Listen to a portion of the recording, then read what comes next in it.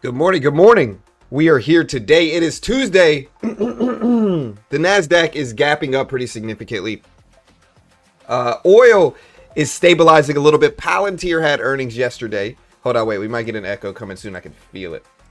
Okay, I saved you from the echo. A lot of people are asking about Palantir. Like, why is Palantir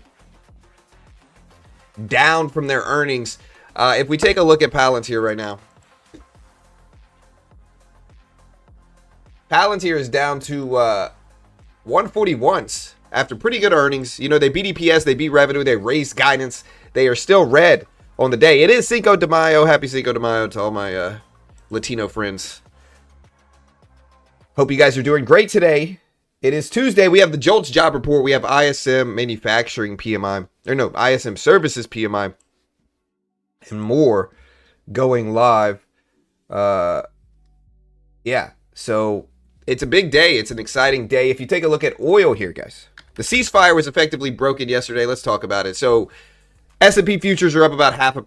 Nasdaq futures are up a little bit over 0.5%. Dow futures are up 0.3%. If we take a look at the S&P here, again, they're up small, but they're up some. The Nasdaq, again, up a little bit over 0.5%, but it's getting very, very close to 28,000. Obviously, I think traders are going to be paying attention to this $28,000 level here. Here's 28K. We're very, very close to that. We got up to 960s this morning in NQ futures. So I just think we're going to try to test 28,000 today. And because of that, my bias is bullish. It doesn't mean anything yet, but my bias is bullish today. We'll see if that actually holds or not here, chat. We'll see if that actually holds or not. We are still kind of breaking down a little bit on the S&P. Again, if we look at WTI crude here, here's crude.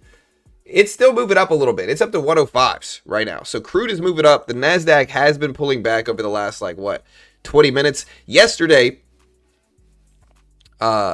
Iran launched drones and missiles at the United Arab Emirates, hit some of their oil hub and set refineries on fire. The U.S. also sank 6 Iranian boats in Hormuz under Project Freedom. 2 U.S. flagships actually transited the strait successfully, and Iran claims they fired some stuff at us as well. CENTCOM denied it.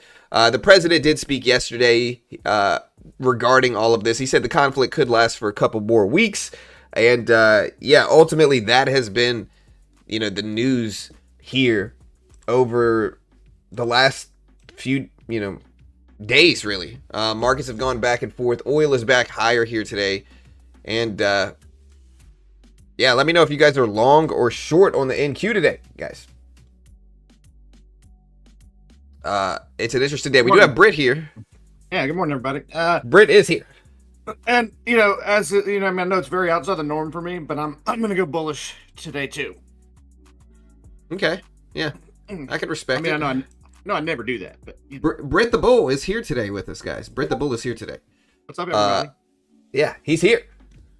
And we did have some earnings today. PayPal. I talked about it. I'm in PayPal right now. I've been holding PayPal since last year. It looked really good. I was kind of excited. It's now starting to give it up here. It's now starting to give it back right now.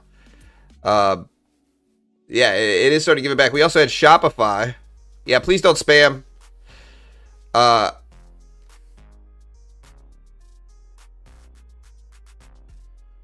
Short oil, long gold and silver, copper.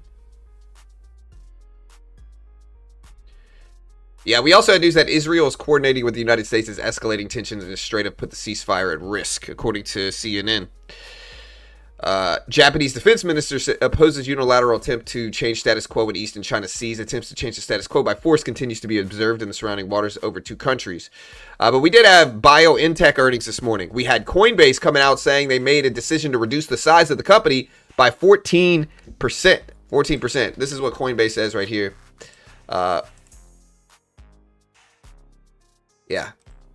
This is what Coinbase says right here. And we'll see if they're telling the truth on that. MicroStrategy earnings today. Yeah, we have AMD earnings after the closing bell today as well. So we have AMD earnings after the close. We have we had Palantir last night. And let's talk about Palantir for a second. Palantir ended up beating EPS, beating revenue. I saw both of them. A pretty good margin, or Yeah, it was an okay margin. It was, Palantir ended up showing up. Let me pull the numbers up. 134 versus 127 adjusted EPS. Revenue 8.35 versus 8. So it was a beat. It wasn't a wild, crazy beat. They beat EPS by 6%. They beat revenue by about 4%. So it wasn't like this wild, crazy beat for Palantir. And I think maybe markets are just pricing that in. People are confused. They're like, hey, why is Palantir reacting negatively? Well, I think microchips and not Palantir's not microchips, but I think AI stocks in general, tech right now, people really want these big blowout beats for earnings. And I don't know if we're always going to get that. I don't know if we're always going to get that. They did raise their guidance, I believe, as well, slightly, which is good, which is great. But a lot of people in markets, it looks like, just assume that was not enough here this morning. So, yeah, we have JOLTS. What's up? Blowouts every time. Yeah, but that's kind of the way the markets have priced things in at this point. Like, markets have, and you got to understand, just because a company beats, it does not mean they have to go up. Like, markets generally are not going to always go up just because they beat. And this is one of the biggest misconceptions traders see here in earnings, because traders will like buy a call option ahead of the earnings report, and the company will beat. And then the company goes down, like Palantir, and they're like, hey, what the heck, man? Like, the company beat and raised. What happened? And the reality of it is, a lot of this is buy the rumor, sell the news, a sell the news event. Traders might take profit on the beat, The real moves are getting priced in ahead of the earnings specifically here. So, and Palantir, the PE ratio has always been a little crazy for Palantir anyway. What's up, G-Man? What's up, Chavo? What's up, Dragos? What's up, Wanna Be a Trader? Yeah, AMD earnings could be really interesting. We do have NVIDIA earnings next week, and so AMD earnings this afternoon could be interesting as well. We'll see what that looks like. But yeah, do you guys consider the ceasefire over with all the news that happened yesterday? That's one of the big stories. Again, Iran launched some stuff. U.S. Navy sank some stuff. President came out with maybe what some would consider escalating comments. Oil is dropping though. So if we take a look at oil this morning here's WTI crude. WTI crude is lower than it was yesterday. Yesterday when we looked at it, it was at like what, 106. It got up to 110 by the end of May. Yesterday when we looked at it, it was at about 106. Now it's at 104.50s. Is the ceasefire over? How does a company like Palantir? Well, what's up, Britt? I mean, I was just gonna say, like, probably, but honestly, as back and forth as this whole thing has been, not necessarily. I mean, sure. I think they could come to another, like, really short-term agreement again. Yeah. No, that makes sense. Why is bro, I swear. Does anybody see the chat? The chat just froze here. What the heck? No. No, the chat's fine. I'm talking about the chat on screen below me. I set this up. I had AI build it. And it just froze. Everything else is moving. Like, our normal chat is actually moving fine. But... oh, then yeah, that is frozen. Yeah. What the heck, man? What'd you do, John? I don't know. Somehow I think it's your fault, Britt. Somewhere in there. Probably is. Yeah. It is your fault. I believe it is. I told you. I'm secretly a hacker, I'm messing with you. just to, excitify the stream. Yeah. I know. I see it, dude. I see it. And before anyone jumps on me, that was intentionally bad grammar. Yeah, they'll jump on you. They'll jump on you. I know they will. They're unforgiving. Actually, they're usually pretty cool. Some of them are cool. Yeah. I'm not gonna say who I'm talking about, but some of them are cool. No. Maybe they just like me better than you, John. Wait, you were gonna answer Britt before Britt cut you off. I know, dude. Listen, I was. Yeah, the Nasdaq is up today. The Nasdaq is up, and I'm tempted to buy today too. I think we're very close to 28,000. I think I'm going to buy actually. In fact, you know what? We're gonna buy. Let me get over 930s here. I want to get over 930s. And I'm buying the Nasdaq here. If we can get over 930s, I'm buying this up.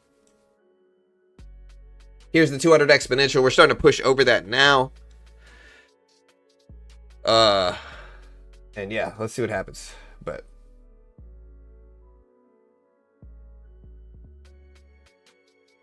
oh, I know exactly why.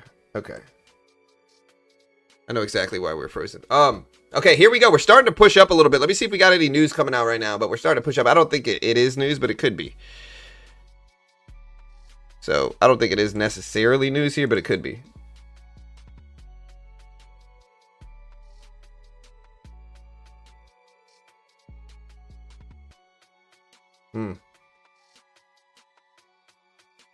We're hitting this high volume area right here on the no 930s here. I need over that. I need over that.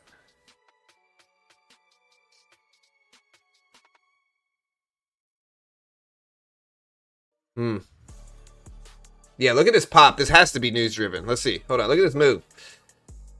Macron says everything is on the table in response to tariff threats. This has got to be some type of catalyst related. Why is there so much of a delay here on this? There's no delay.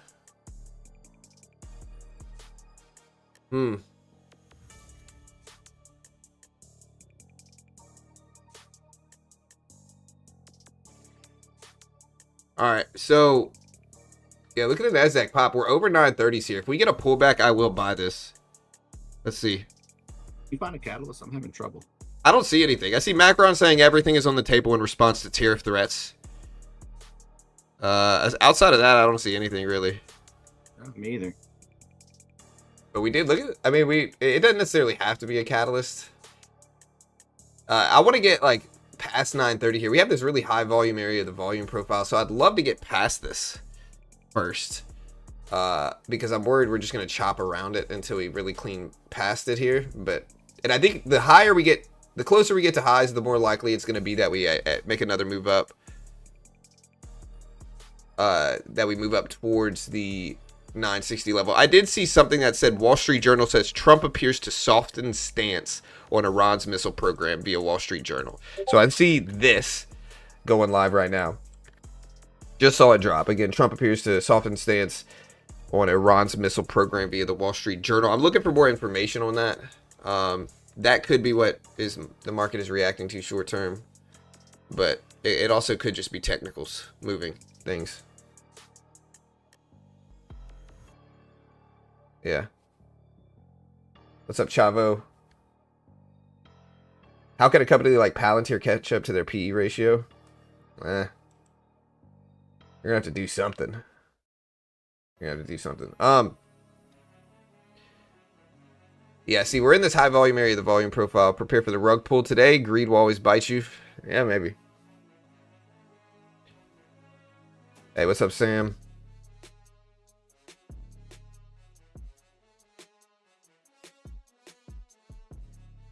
ALAB earnings tomorrow?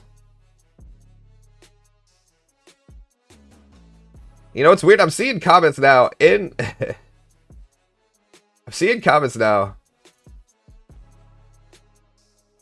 I have the Palantir dip. Hey, what's up, Goddard, Gene, Ty? Yeah, I don't see anything else here. But we are starting to get past this level here. Look, I'm going to buy one. And I'm going to take a much longer term trade here. And I'm going to try to... Okay, I'm going to buy two. The closer we get up to there to those highs, the more optimistic I'm going to get. We'll see. But...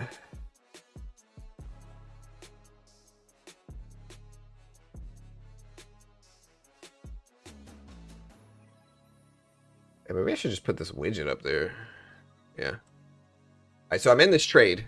AI firms agree to give the U.S. early access to evaluate their models. I see that as well. I'm trying to see this Wall Street Journal article. But we also have Bowman and Barr speaking today. So Bowman, which is a dovish voter generally, speaks at the Women in Housing Finance Symposium. No text has been confirmed, though. A Q&A is expected. So it's unclear if her remarks today will be on Monpol and the economic outlook.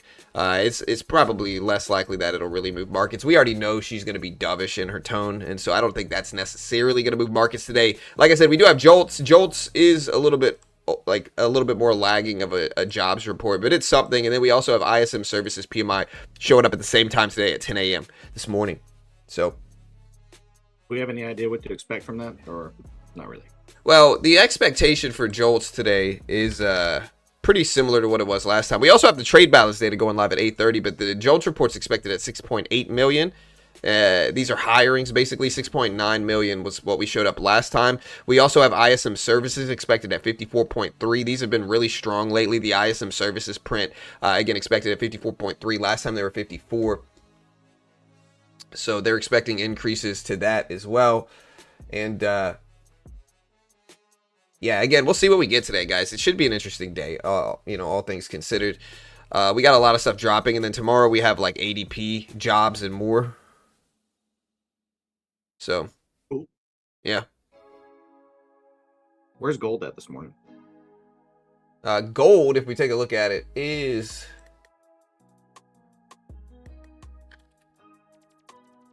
gold's actually pumping up a decent amount. It's at 4,500s. It's at 4,568 right now. Technically, it went and bounced right off of the volume weighted average price right here and went straight back up. So, okay, wait, we just got a pretty big drop here in the Nasdaq. Let me see. It's not a huge drop, but it's something. It's enough for me to watch.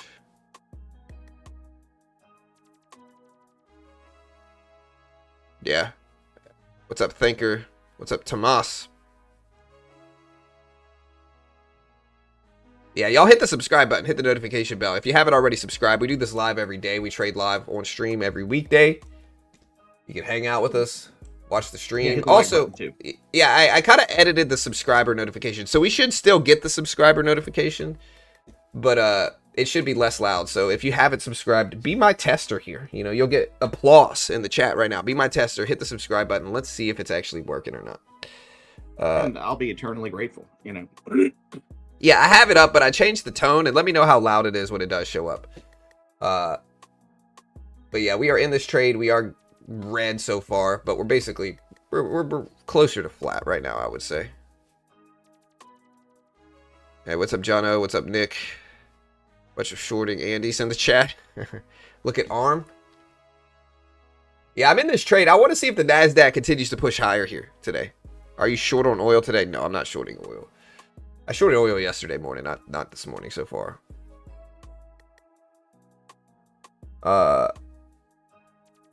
Market makers.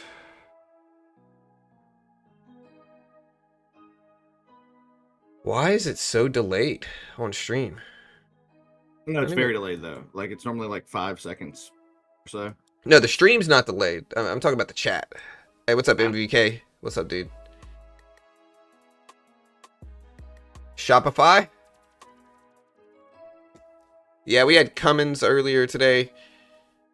Get your mind out the gutter, guys. PayPal is at 134s. They expected 127, so they beat EPS, beat revenue for PayPal. Coinbase did say they're laying off 14% of the company. We had Kroger earnings, 139 versus 126. Marathon Petroleum, MPC, posted 173 versus 74 cents, so Marathon killed it. We are green in this little trade now. Yeah, AMD earnings should be good.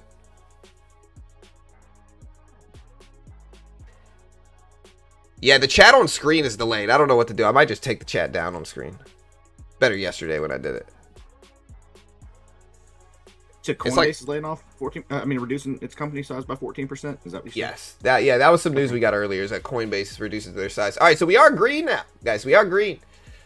We're pushing towards highs of the day here in the Nasdaq. We are green. It's not a big green, but it's green. I'm gonna add to this now that we're a little bit more green and we got a little bit more room here. Yeah, SanDisk flew up from its earnings report. Just absolutely flew up. Google, Microsoft, and XAI agree to U.S. national security reviews of their AI model. We saw this yesterday. I'll put the P&L up here. Although I don't... Yeah, I'll put the P&L up. That's fine.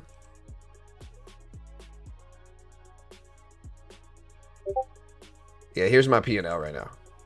So it's very small, but we're basically break even. We're going to let it run here today, guys. We're going to let it run. Just got a Tradeify account using your code BGT. Hey, thank you, Kato. I appreciate it, my friend. Thank you, brother. Shout out to you, dude. Appreciate it. Appreciate it. Did you get it yesterday or today?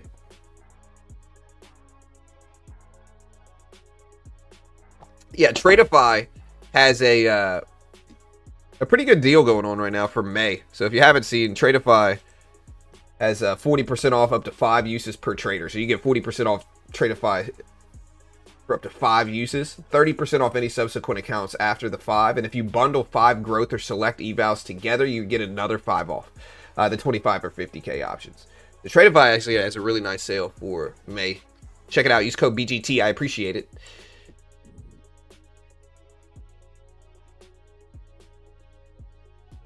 I'm shorting my coffee this morning. Bro, my coffee is less sludge-like this morning. It is less sludgy this morning, guys. Maybe that's good or bad. I don't know if that's good or bad. It might be better sludgy. It's stronger. You know, it gives me that more of a pop for the stream. So yeah, maybe I need it. You're supposed to get your fiber from your coffee. Everybody knows that. Right. I need that. I need that pop, bro. I need that. Like, if I don't want to spit my coffee out, take it back. You know? Like, take that shit back, bro. Like, bring me more coffee, dude. I need it to taste like sludge. You know, there's a while where Carol would make it, dude, and every time it would taste like straight up, like sludge. Like something like super strong, super dense, thick coffee. Right, like something the Ninja Turtles would drink, you know? Like basically, you guys are supposed to have to chew your coffee, you know? Right. It was just sludge. But I was up during the stream. I was moving. People were like, damn, John, you're excited today. I'm like, dude, Carol made sludge. You know, I'm going to start calling it that. Yeah, so, yeah, you can go ahead and ask that question, Britt. Oh. I think I already asked it. Oh, what do we expect for PMI? Yeah. Oh, yeah, so PMI data. Britt asked what's expected from PMI data today. PMI data has been, especially services PMI data, has been on a wild run. Like, services data in PMI has gone up. Let me see if I can find a graph, services PMI graph, because it's been pushing here. And today it's expected to increase as well. And so it'll be a really interesting day because we have that and JOLTS dropping at the same time. Yeah, here's trader economics. Like, you can kind of see, here's services PMI over the past year from trading economics. So here's services PMI for the last year. And services PMI, again, look at the increase here. So since April of last year, it's up to the mid 50s right now. So the services sector has been growing. You know, we also want to pay attention to prices. Services prices are going to be relevant here. I think my P&L is kind of blocking it. But services data should be relevant today. Look, here is the price data here. So services prices should be very important to watch, right? And I think this is something that people are going to be paying attention to as well, because this has to do with inflation. It's a big week for jobs data. We have jobs data coming out simultaneously today. The big reports are going to be tomorrow for jobs and Friday. Friday is the official NFP non-farm payroll unemployment report. So Friday is going to be the big day for jobs. But we do have a prelim NFP data, what's called the non-farm employment change data, tomorrow. So we do have non-farm employment change data tomorrow. We'll see what that looks like, but we could get some volatility at 10 a.m. today, 10 a.m. Eastern Standard Time. We're going to stream it all live. We'll see what happens.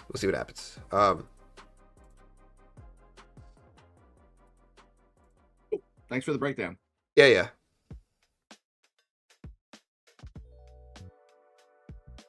And do me a favor, guys. Hit the like button. Hit the subscribe button. Bitcoin, chat. Just to look at it today. Just to, take a good look at Bitcoin. Bitcoin cracked $80,000 a coin. Bitcoin is now up. Whoa, I don't know what I just did. Whoa. Okay.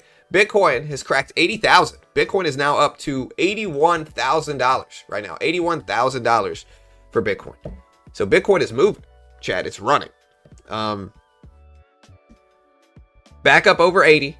It looks good. You love to see this. And yeah, we'll see what happens. But it looks good. I was curious about that. I was going to ask you about that. My chart looks all dumb. It doesn't look all clean like yours for some reason. But I was curious about that jump in price on Bitcoin. Yeah. I mean, yeah. When's the last time something like that happened? I mean, like a jump of 2,000 or 3,000. I mean, Bitcoin has been under 80,000 for a long time. So the last time Bitcoin was really over 80K prior to now was, let's take a look, was January. So Bitcoin has been under 80,000 since January. You know, it's finally back over it. You can see this is a weekly chart. The last time Bitcoin was over this level was January. This is Monday, January 20, or the week of January 26th is right here. It's the last time Bitcoin was over that level. It's been under 80,000 for, you know, 4 or 5 months now. So this is a good thing for them, you know. Yeah. Oh. That's cool. Yeah. Last time was January. Yeah. Bitcoin will touch 90,000. I think obviously the big milestone level for Bitcoin is 100K. 100K is the level for Bitcoin. 100K is the level where people are going to pay attention to it. Does chat think that we're gonna break 100,000 this year? Maybe. I'm kind of curious how they feel about that. Does Bitcoin break 100,000 this year, guys? What do you guys think? Bitcoin 100K? I'm gonna be optimistic and say yes. I hope so. But we'll see. We'll see. You know. Yep. My mind's telling me no. You know. But my body. It's telling me Bitcoin's gonna break 100,000, guys. You know. I could have kept going on that riffing, but like I'm a little too embarrassed. Yes, do a poll. Yeah. Okay, we got a poll. I'll do the poll. That's fine. Let's do one. I'll do it. Do it, John. You got to give the people what they ask for. Will Bitcoin break 100,000 this year? I think almost everybody's gonna vote for yes. Will Bitcoin break 100K this year?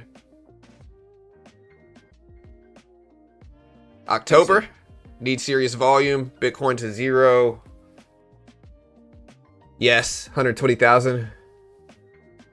Don't you just hate when your boss walks in when you're in the middle of the stream? Bro, listen, dude. Listen. I can't censor this for your boss here, man. You know, I gotta speak what's on my mind, okay? This is what we do here. We gotta just speak what's out there, brother. I'm sorry. Not anytime soon. Look at that, the polled options, 60%. If he walked in, you know, tell him you're watching the third best trader in the world and to sit down, you know? If you're listening right now, whoever's boss, listen, he's got responsibilities here, okay? I'm his boss now. I just love the idea of labeling a stream, you know, NSFW. Yeah. Not safe for work. John's beginner trading stream, not safe for work. Yeah. You know. Yeah. Tell him I'm his boss now, you know. All right, guys. So I'll sing something for you guys another time, but it's not going to be that. Yeah, the Nasdaq is basically straight up paused here. We're not doing anything. We're not moving right now. Let's see what happens, but we're not moving right now. If it breaks 84,000, there may be a chance for 100K, but I think it's unlikely. Somebody says. Why do you think? Why is 84,000 your benchmark for that? Whoever asked that. Yeah. Me said that. Yeah, I'm the captain now. That's right. It's my ship. You know. Ugh. All right, guys. Nasdaq. The ship. Yeah, I'm sitting in this trade. I believe it can go green. I believe it can go green.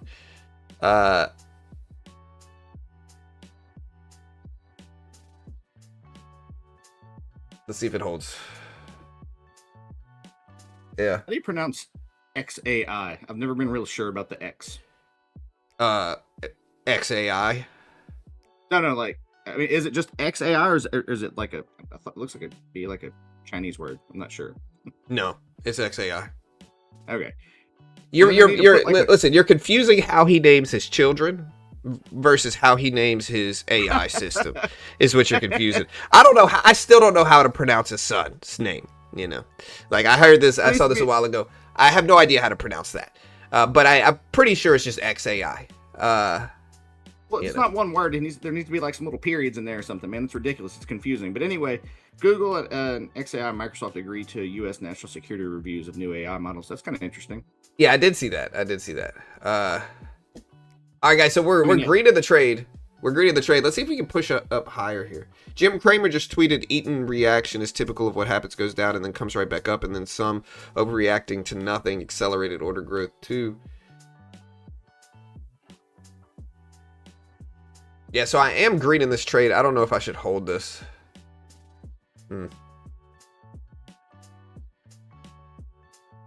There we go. We are green. We're gonna add to this position now. We have we have 6 contracts now. Let's see if we start heading on up to the east side. Right. There's a deluxe trading screen in the sky. Platform in the sky. Yeah. I was hoping you get the reference. Of course I get the reference, bro. You're amazing, John. Yeah. Yeah, let's see if it holds. I've always showed my positions, but now I'm just going to make my positions big. You know. People can see them. I got to wait, I think, on this trade. I do want to see if it can. Yeah, I think we're getting close to the highs. I think we're also very close to 28,000. 28K is right here. And so this is a level where I think people are watching this level. We're going to have a little bit more magnetism towards it, or at least we could, and that could cause us to run. Now, it doesn't mean we're not going to pull back before then, but yeah, we'll see. All right, guys. Yeah, news is a little light today. We don't have as much news. I mean, we got the ceasefire potentially breaking yesterday, but you know. Yeah, I think at this point you could call it quote broken, but yeah. I mean, what I do know is that Iran better be careful, because if they let this ceasefire run out, he might extend it for another 3 weeks. You know, and so they just got to be careful. You know, we might be in for another extension if he does. If they don't stop messing around, we might extend it again, guys. Nasdaq moving up. I saw that on social media. I had to steal it. I can't remember who I saw it from, but make me cough and choke and stuff. Yeah, I can drink my coffee. Ugh, you gotta drink sludge like me, Britt. I do. I drink the sediment at the bottom of the glass, you know. Yeah. All right, we're back up here. We're back up. We're at 940s. 940s. I'm trying to give this some time. There we go. This is better. It's looking a little bit better. We need another blockade.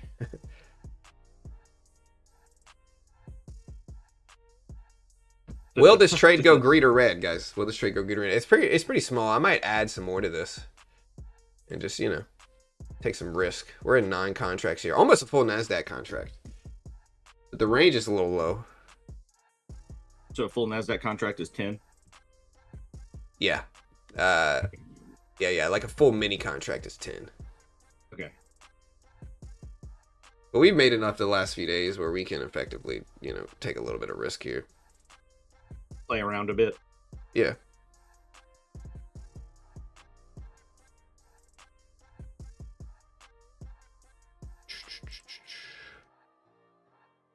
Yeah, Hegseth is speaking right now with Kane, dude. I didn't take that into consideration. I should have seen this.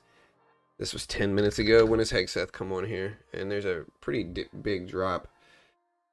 Let me see. Hold on. Did we stream a little bit of it or no? Just to see. I mean, we can. I'm just asking if you think we should. Oh, wait. It's going to be at 8 o'clock Eastern time. So it's not started yet. Okay. So it's going to start in about 9 minutes. I'm going to cut this position well before then, though. Market's just really flat right now, guys. Really flat. And again, use my Lucid link here. Again, I like Lucid. It's kind of like the best of everything. And again, you can use my coupon code, get whatever the max discount is at any point in time. I'll go ahead and pin this to the top of the stream regarding my Lucid code. You can use coupon code BGT for Lucid, Apex, Tradeify, Take Profit Trader. All right, we're almost back to flat here. It looks like we are. But yeah, I'll pin it to the top of the screen. You can help support your boy here on this channel. We appreciate it. Yeah, let's see what happens. Honestly, it seems like a breath hold before something happens up or down. Well, I think honestly, markets are just used to. Here's the link right here. Check it out. I think markets are honestly. Hold on, let me make sure this 50% off thing I'm talking about is good. Let's see, it might be 40% off. I think it actually is. Let me remove this.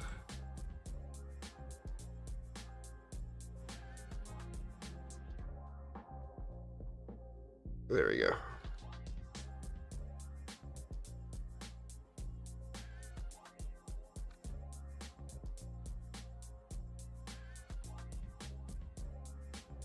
All right, so we're in this position. I'll pin this to the top of the chat. Check them out. Great way to learn. Most day traders lose money. Markets are Smoke crack that right now. Yeah, I mean, they're just sideways, brother. They're close to these high levels, though. So, like, they're up to almost 28,000, right? So they're close to these highs, and I think that's going to pull markets up. It might take a little time, though. It might take a little time. We're at 9 contracts here. I want to give it some time. And we are at what I would say is a reasonable level on the volume profile to ride it up a little bit into some of these highs up here, like 960 or more, like up here, 961. So we're watching these levels. I'm trying to give it time. So do you think you think it is likely to trace up past that volume profile? Potentially. I want to see. It needs to get over 950 first. And so I need it over 950. But remember, like, I will cut this trade before Hegseth and Kane start speaking, because it's just too difficult to gauge which direction the market's going to go from something like that. They're generally... It's hard to tell whether it's going to be escalating comments or, optimistic, good comments like, hey, we're winning, this is almost over, or, hey, like, stuff's going down, Well, America rules, Yeah, well, there's always a little bit of that, though, because, like, what gets me is even when it's, like, we're in peace talks and ceasefire might be, is possible, they always punctuate it with, but we could still, attack them, like, really hard if we wanted to. Yeah, shit might still go down, guys. Yeah. And again, I'm in America. I'm pro-America. Don't get me wrong. Like, so am I. But yeah, my point is, it's just hard to gauge which way the market's going to go from this. So we will give it a little bit of time. But yeah, Hex says speaking at 8 o'clock Eastern Standard Time in 6 minutes. Also, I see U.S. Embassy renews its call for citizens to leave Iraq. Iranian-based factions are planning stuff, apparently. Alphabet's going to sell $3 billion in bonds to a 6-parter, according to Bloomberg. Yeah, guys, do me a favor. Hit the like button. Hit the subscribe button. We appreciate it. We appreciate it. We get up early. We trade live for you guys. You're welcome. PayPal. I'm in PayPal right now. Has it reversed? I don't even want to look at it, guys. Has PayPal reversed? I'm in it. Okay, I'm looking at it right now. Look, John. It's up a little bit. I mean, I'm pretty green. My average price at PayPal is 44. And so I'm pretty green in PayPal, honestly, realistically. I mean, you did say you've been holding it for a year, right? Not quite a year. I think I've been holding it for like months. I don't think it's been a year. I can't remember when I bought it, to be honest. But I've been holding it for a long enough to be green on it. It was really cheap. It just got hammered for a while. Well, you fibbed, because you said a year earlier. You might have said almost I said, look, Brett. Brett's getting sideways with me on my own stream. I'm giving you some guff. I know. Listen, I can hear it. I can feel it. The guff. Brett, what I actually said was that I bought it last year. I didn't say I've been holding it for a year. I said I bought it last year, which some people say 2025 was 5 months ago. Some people do say that. Not quite a full year ago, Brett, in 2025. Well, those people are foolish. What can I say? Yeah. Okay. All right. No. If I was wrong, then I'll admit that I'm wrong. My dad raised me to admit when I'm wrong. Yeah. Yeah. Slow your roll, Brett. Know your place here, dude. All right. Better sit down. Sorry. I run this world here. This is my world here, bro. Bow before King John, huh? That's right. That's right. All right, guys. So I'm almost green here. Let's see if we pop back up. I'd love for it to rebound before Hegseth starts speaking, to be honest. But if not, I might actually just start lowering my position size leading into it, depending on what it looks like it's going to do. Okay, we're almost green. Let's see if we can pop up a little bit before old Heggy gets in here. All right, we're green. A whopping $9, guys. A whopping $9. Dude, you could buy like 2 Whopper Juniors. Yeah, Britt's getting sassy. Sassy. Hey, that's one, I've never been called sassy in my life. Thank you. Y'all only refer to him as Sassy now. That's it. Sassy B, another great rap name. Didn't you have a dog named Sassy? My grandma had a dog named Sassy that I got conned into taking care of. But yeah. Sassy was cool. I like Sassy. We have a dog here called Sassy. It's not our dog. It's my mother-in-law's dog. But what is it with grandmothers naming their dog Sassy, though, in the South? Like I've known a bunch. I'm pretty sure my Mimi had a sassy too. So. But it's like I don't know, but it's one of those things where like when someone asks you, like asks me the dog's name, it's like, dude, I'm a grown man. I don't want to tell him the dog's name is Sassy. I don't know. I have one named Rosie. I can't really talk. Yeah, but at least that's a real name. Yeah. All right, we're green, guys. Just because, look, it's a very small amount of profit, but we're popping up here. I'm gonna take a little bit of that off just to protect it because, like I said, Hegseth is about to speak. Yeah, how soon are you gonna cut out completely? I mean, I just took a majority of it off. We're green on the day now, but I didn't take a majority. I'm sorry, I took a third of it off. Yeah, AMD earnings today. I'd like to hold this a little bit longer. Usually they're a little late regarding Hegseth and Kane. So usually they're a little late. I'm watching it now.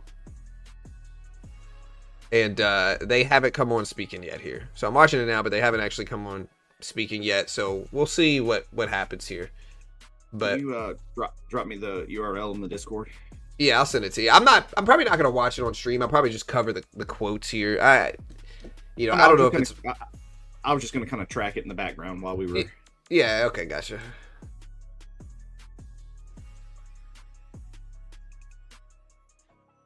All right. So here it is, right here, Britt. All right. Cool. Yeah, but once he comes over there, I'm cutting out of here. Not cutting out of here. I'm sorry, cutting out of the stream. Stream's over. Oh, not the stream. Not cut out the stream. Yeah, not. I knew what you meant, and they knew what you meant. I can't talk. I can't talk right now. Australia raised rates again. Keg's breath. I like Keg's breath. You laugh at $10, but that's my goal. Palantirs, dude. Listen, my channel. Look at my trades right now, bro. Should I full port this? You know, I think I have another account that I might actually be able to full port into this. So I'm going to cut this trade, guys. We're out. It's just not worth holding it through. We're going to get out for, basically a break-even day right now. And then we can play around with a different account here on this one, What I like to call a stepchild account. You're right. They're always late. It's like they're trying to build anticipation. They are late. All right, so we could lose on this account, and we're okay if we do. Let's buy into this. All right, Nasdaq's dipping here. I'm gonna, you know what? We're buying right here. 20 contracts.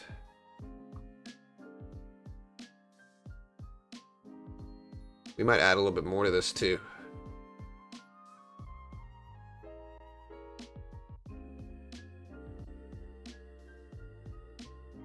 I believe I deserve this money right here. All right, I don't know how much I'm gonna add to this though. All right, we're in the equivalent of 3 mini contracts here on this one. Palantir is trash. Hegseth is, yeah. I'm secretly sneaking your stream at work every day. Yeah. Well, your commitment is appreciated. Yeah. Don't get in trouble. Listen. Yeah. Insider says he will speak his mind.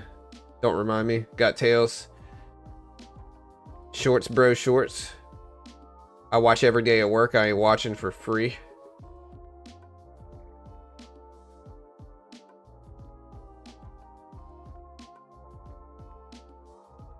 Reminds me of like when I was in school and I used to read books underneath my desk or something. It's ridiculous. I never did that, bro. I did that instead of paying attention to my schoolwork. Yeah. Look, this is an eval account. I think we're just gonna add a little bit more to this. What are the rules here? Hold on. Let me figure out the rules, Britt. Okay.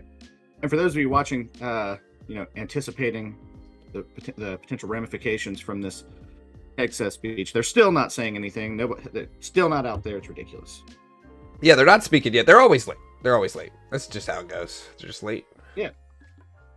They could at least come out, like, have a front man out there doing like some like magic tricks or something, entertain people.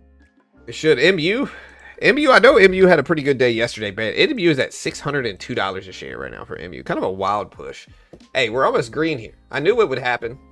I believed in it, you know. You're amazing. I know.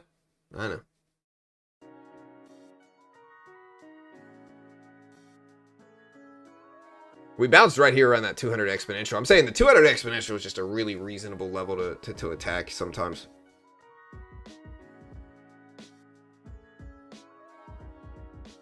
First rules, we don't talk about Fight Club. What is Fight Club? Speaking of Fight Club, I went to jiu-jitsu twice yesterday, bro. Twice. Oh yeah, how'd you do? I did pretty good, you know. Did you get promoted? No. But I don't really want to get promoted, dude. I really don't. And some people say this, but they really secretly want to get promoted. Most of the time it's white belts. But like, I don't want to get promoted, dude. You're going to be the eternal blue belt? Yes. I will be a blue belt with gray hair. You know. John's a sleeper, everybody. Just in case y'all were wondering. That's what it's really about. I just don't. I'd rather set the bar really low, you know. Set it really low, like I do on the stream right now. Yeah. So I'm looking at Hexeth. Is he up there yet, Britt? He nope. is. Okay. No, he is. You're oh, he delayed. is. Yeah. My stream was behind. In scope again, and temporary in duration, with one mission: protecting innocent commercial shipping from Iranian aggression. American forces won't need to enter Iranian waters or airspace. It's not necessary. We're not looking for a fight, but Iran also cannot be allowed to block innocent countries and their goods from an international waterway. Iran is the clear aggressor, harassing civilian vessels, threatening mariners from every nation indiscriminately, and weaponizing a critical choke point for its own financial benefit, or at least trying to. For too long, Iran has been harassing ships, shooting at civilian tankers from all nations, and trying to impose a tolling system. Say something good. Plan, a form of international extortion, is unacceptable. That ends with Project Freedom. 2 U.S. commercial ships, along with American destroyers, have already safely transited the strait, showing the lane is clear. We know the Iranians are embarrassed by this fact. They said they control the strait. They do not. So American ships led the way, commercial and military, shouldering the initial risk from the front, as Americans always do. And right now, hundreds more ships from nations around the world are lining up to transit. CENTCOM, along with partner nations, is in active communication with hundreds of ships, shipping companies, and insurers. All of these ships from all around the world want to get out of the Iranian trap that they have been stuck inside. As a direct gift from the United States to the world, we have established a powerful red, white, and blue dome over the strait. American destroyers are on station, supported by hundreds of fighter jets, helicopters, drones, and surveillance aircraft, providing 24/7 overwatch for peaceful commercial vessels. Market's ripping. Except Iran's, of course. Which is why our ironclad blockade remains in full effect as well. Surprise. In fact, Look at this. ships tried to run the blockade out of Iranian ports as Project Freedom commenced. And they were all I'm cutting it right there. around. I'm cutting it right there. You love to see it. You love to see It's it. also humanitarian. Look at this green By kid. breaking Iran's illegal stranglehold, we're protecting the lives and livelihoods of sailors from dozens of countries, securing global energy routes, and preventing shortages that hit the world's poorest people the hardest. Once again, America is using its strength to lift up others. Wow. Iran is trying to subjugate the world. To what remains of Iran's forces, if you attack American troops or innocent commercial shipping, you will face overwhelming and devastating American firepower. The president has been very clear about this. We prefer this to be a peaceful operation, but are locked and loaded to defend our people, our ships, our aircraft, and this mission without hesitation. To Iran, let innocent ships pass freely. These international waters belong to all nations, not to Iran to tax, toll, or control. To our partners, allies, and the rest of the world, this is a temporary mission for us. Is anybody buying this dip? The world needs this waterway a lot more than we do. We're stabilizing the situation so commerce can flow again, but we expect the world to step up. At the appropriate time and soon, we will hand responsibility back to you. To the incredible Americans executing this mission right now, simply thank you. Your courage, your readiness, your unmatched professionalism and precision is moving markets, guys. Breathe easier. Hexeth is moving markets. You are and always will be the greatest fighting force in human history, unmatched, always. Project Freedom is underway. Commerce will be flowing, and America is once again leading with strength, clarity, and purpose for the benefit of the entire world. Our will is unshakable. God bless our troops, and God bless the mighty United States Navy as well. Mr. Chairman, over to you. Thank you, Mr. Secretary. Kane is now speaking. Good morning, everyone. Here's Thanks Kane. for being here. On Sunday, at the direction of the President, CENTCOM initiated Project Freedom with the objective of facilitating the safe passage of international commercial shipping through the Strait of Hormuz. Over the past 7 weeks, Iran's repeatedly threatened and attacked commercial shipping in the Strait in order to effectively cut off commercial traffic and damage the global economy.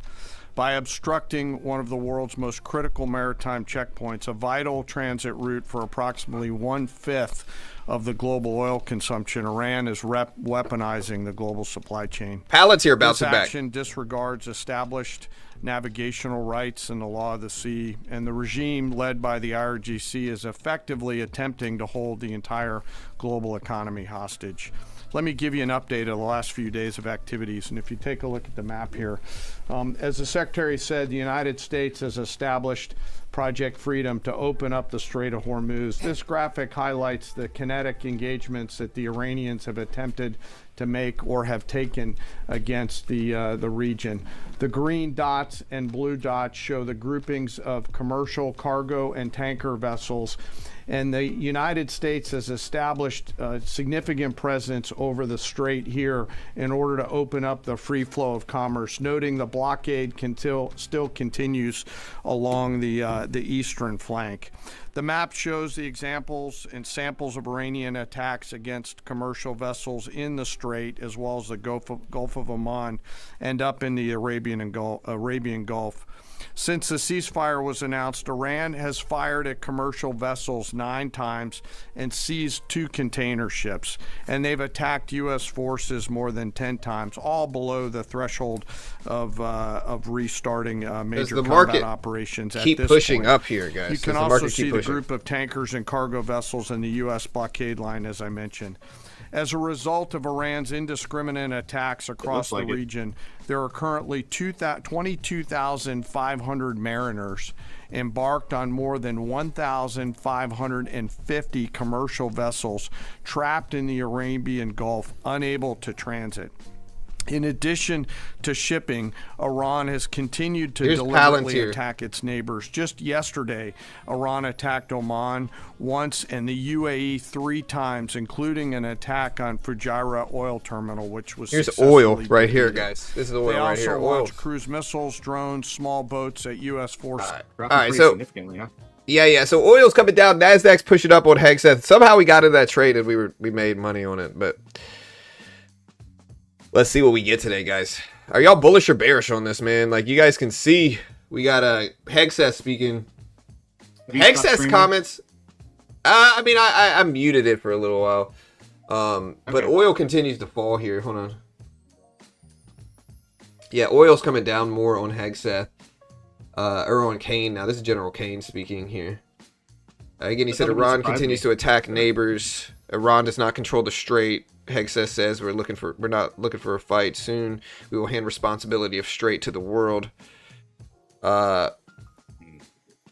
Jim Cramer came out saying that he likes Palantir. He liked the quarter. He said, let's keep listening to what Kane is saying here. Purposes. I'm not going to get into specific details out there. On the surface, guided missile destroyers and other warships are detected. All right, so Here's oil starting to pop back higher here. Here's the Nasdaq again. Nasdaq still ripping up here. I told you guys, like, look, a bull thesis made sense today. Look at this bullishness here. So markets are running up some today. Look at this move here. We're very close to 28,000, guys. We are very close. I believe we definitely broke highs of the day here on these quotes here. Let's put a 5-minute chart up. All-time high is, I think it's been broken as well. Let's make sure. Let's put a daily chart up. Yeah, so I'm pretty sure we just broke all-time highs in the Nasdaq here. We're up to. Think we break 28,000 within the next half hour or so? I think we might break it in the next, the next half hour. If markets continue to react well. Hold on. Yeah. And as of this morning, as was actually mentioned prior, two U.S. flag on. merchant vessels have transited, and we anticipate more to transit over the coming days. Further up the Gulf, U.S. Naval Forces Central Command continues to work to identify and mitigate any threats. Beyond Project Freedom, so the CENTCOM and the rest of the Joint Force remain ready to resume major combat operations. What's helping markets Iran is ships transiting through the Strait, probably, is what this is. Ships transiting through the Strait is making people more optimistic. And the President has said, as the Hegseth coming out saying that, making people excited. Time for those with equity stake in the Strait to come assist. Is doing it. Before I turn it back to the Secretary, I want to take a little dip here to highlight buy it. Part of our Joint Force today. And today I want to talk about the paratroopers of the United States Army 82nd Airborne Division. When the President or the Secretary need immediate, scalable, and lethal combat power in CENTCOM or elsewhere, all right, here goes 28,000. Division answers the call. I might have been a little off in my The 82nd is the core of our nation's immediate response force and ready to deploy within hours of notice. These paratroopers are capable of accomplishing any mission in any environment, constantly training, constantly ready to jump from Air Force aircraft into ground combat and seize key terrain if ordered to do so, just like their predecessors did in Sicily and Normandy in World War II. All right, let's get 28,000. Or enable the follow-on forces to flow into theater as they did in Grenada or Panama.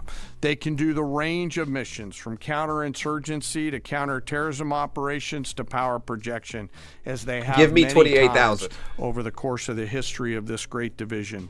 They Give can me do all these 28,000 because they're incredibly well trained. Give me 28,000 and well led. It's going to hit it. There it is. Just tap it. All right, I'm out of most of this. I'll leave a little bit on here. Paratrooper. I'll leave a little bit on here. Every single one of them volunteered for this role, volunteered to go to airborne training, and volunteered to serve. But okay, he's just talking about airborne. I don't think that's really boosted markets. Markets just tapped 28,000. Let's see if we hold now. But 28,000, guys, 28,000. Nasdaq just tapped 28,000 all-time highs right now. In the Nasdaq, $28,000. This is wild. I've watched the Nasdaq go from like under 20 to 20 to 23 to 24 to 27 to 28. It's just kind of been a wild few years in the Nasdaq. A wild year, really, with everything going on with the Middle Eastern conflict and all that stuff. I'll hold the rest of this break even here, but we already locked most of this in. Is the sky the limit, you guys? Yeah. There's a Lil Wayne quote I could come in here and say, but y'all might be too young for that here, or too old, or maybe just right, but you don't like Lil Wayne. I'm a Louisianian. It's like Goldilocks. Yeah, Too young, too old, and just right. Yeah, let's see. All right, guys, we hit 28,000. Sometimes we tap these levels. I'm gonna probably cut this here and recalibrate what I want to do. What's Kane saying? Lastly, before I close, as I often do, I want to remember some of our fallen. Today. Okay. Yeah. So again, we tapped 28,000. We're now right at 28,000. Sometimes we tap these big milestone levels and then just come right back down. So sometimes we tap these big levels and then just dump right back down. It's very possible that happens. Now that we've actually effectively hit 28,000 in the Nasdaq, and if we look at the S&P has effectively hit 2770s. The all-time high on the S&P is 7,300 even. So I think that's the next big level here. Here's the micro E mini here. So the next all-time high in the S&P 500 is going to be way up here. So we still got some room, and if we start to rally today, maybe we start to break all-time highs in the S&P today as well. But the Nasdaq has officially broken all-time highs this morning. It has been over 28,000. New all-time high on Nasdaq futures are $28,006. As long as we hold up here, the NQ should break all-time highs at the opening bell today as well. But a really interesting day so far. So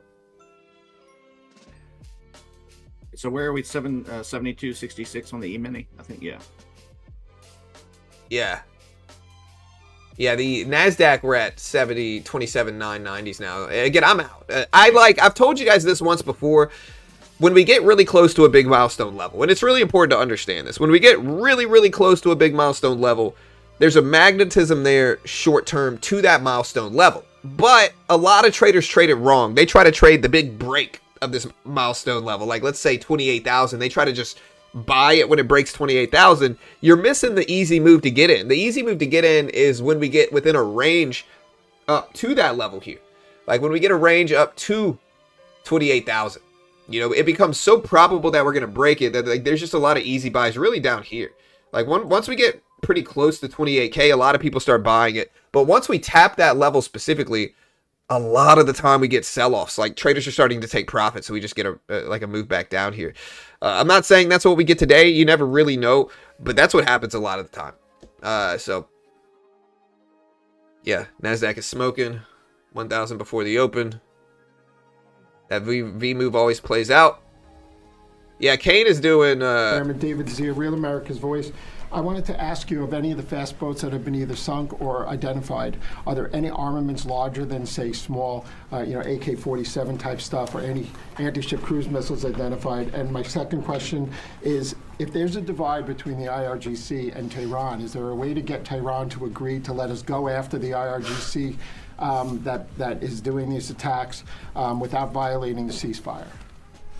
Well, right now, anything coming at our crafts, regardless of what's on it, has to be defended against. All right. So again, I don't know if this question is going to really move things.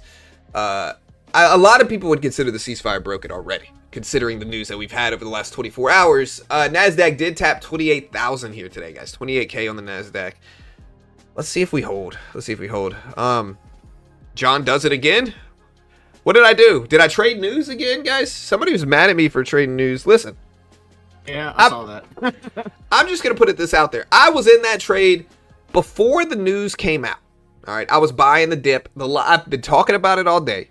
The logic of that trade is that we're very close to 28,000. When we get that close, my bias is hyper bullish. You know, my bias gets hyper bullish as we get close to 28,000. You know, I'm going to be more interested in buying things as we get close to a big milestone level, chat. This is something that is obvious. This is something that people should understand.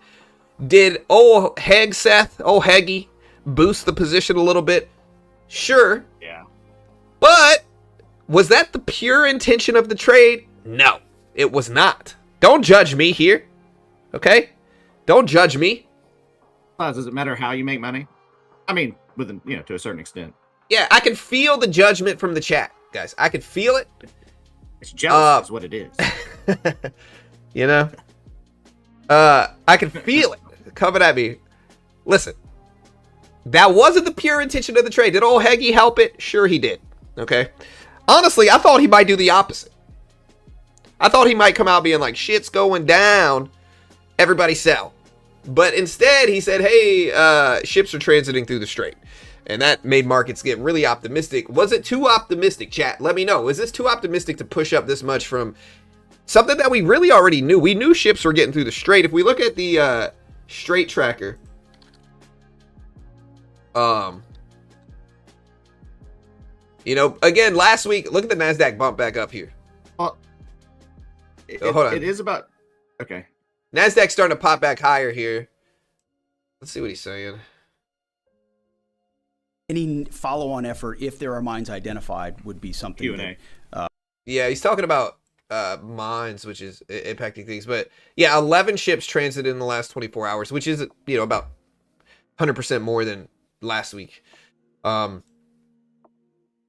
yeah, he said ships going through. Right, ships going through is what made markets react favorably. And now markets are pushing back up to 28,000. Let's see if we actually hold here at 28,000. Let's see. I think that was part of it, but honestly, I think the bigger effect was just from the assured level of security being placed in the strait. Yeah. In terms of allowing future traffic to pass through. You know? Oh, for sure. Yeah. It just means it's looking a little bit better now that ships are being able to pass through, of course.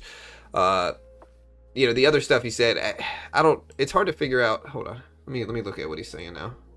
Before, and only Iran is contesting. So right now the ceasefire certainly holds, but we're going to be watching very, very closely. So Hegseth saying the ceasefire holds technically. Mr. Secretary, thank you. General, thank you. I want to first express my gratitude and admiration for the work you do and for everyone involved in our armed forces, and also for the accomplishments of Operation Epic Fury, which I think are too often dismissed too lightly. But those accomplishments don't obscure, I think, a central default that has occurred here, and I would like you both to address it. Okay, let's listen to it. On the first day of this conflict, President Trump addressed I'm going to turn the volume up a little bit and said, when we're finished, take over your government. It'll be yours to take. And then on the seventh day of the conflict, in a Truth Social post, the president said, quote, there will be no deal with Iran except, all caps, exclamation mark, unconditional surrender. What happens to that pledge to the Iranians? And when did the president decide to capitulate on his demand for unconditional surrender? Well, James, I wouldn't. You started out nicely, but you ended exactly where we knew you would end. The president hasn't capitulated on anything. He holds the cards. We maintain the upper hand, and Project Freedom only strengthens that hand. And so he will ensure that whatever deal is made or whatever end state is reached creates ensuring that Iran never has a nuclear weapon, which is number one, and he's been focused on that, and the deal and discussions are centered on that. And what the Iranian people take advantage of after the fact is up to them, and he's been very clear about that. And maybe you do it now, maybe it happens later, but ultimately he's also been clear, we're not going to entangle this into some nation-building project. Our objectives are clear. They've been pursued from day one. Hopefully the Iranian people take advantage of that because they're being taken advantage of by this regime. As you know, 45,000 interesting here. Hold on. Iranians killed before the outset of this. That's what this government does, kills their own innocent civilians. Yeah, it's getting a little bit too much, but all right, so is it time to buy the dip in the Nasdaq, guys? We asked people earlier today. We said, will Bitcoin break 100K this year? Will it break 100K? 61% say yes, it will. Moving forward, chat, does the Nasdaq retest 28,000 in the next hour? Does the NQ retest 28,000 essentially in pre-market? Palantir has bounced back. I think it does. You think it does? Yeah. Hold on. Ship, CENTCOM, I should say. And we're hearing about the Korean ship right now. Are in touch, and I think targeting like that is a reflection of the yes or no in nature chat of what Iran is doing. We hope South Korea would step up, just like we hope Japan would step up, just like we hope Australia would step up, just like we hope Europe steps up. But we're not waiting for them to do so. We're looking to set the conditions to hand to them. But the president was clear in his truth message that, hey, this is your ship. You should take part in helping to defend it. We very much hope they do. James, go ahead. All right, so I'm going to see what the other question is. A nuclear weapon has not changed since last summer. Okay. Nasdaq is really sideways here. So, is it time to buy the dip? Put yes or no in chat right now. Yes or no. Is it time to buy the dip? Does the Nasdaq break 28,000? It's a pretty small dip, all things considered here. Hey, what's up, Faye? What's up, Jay? What's up, Niels? What's up, Josh? What's up, Joe? What's up, DS? Sam? George, Faye, Les, Toxic, Checkerboard.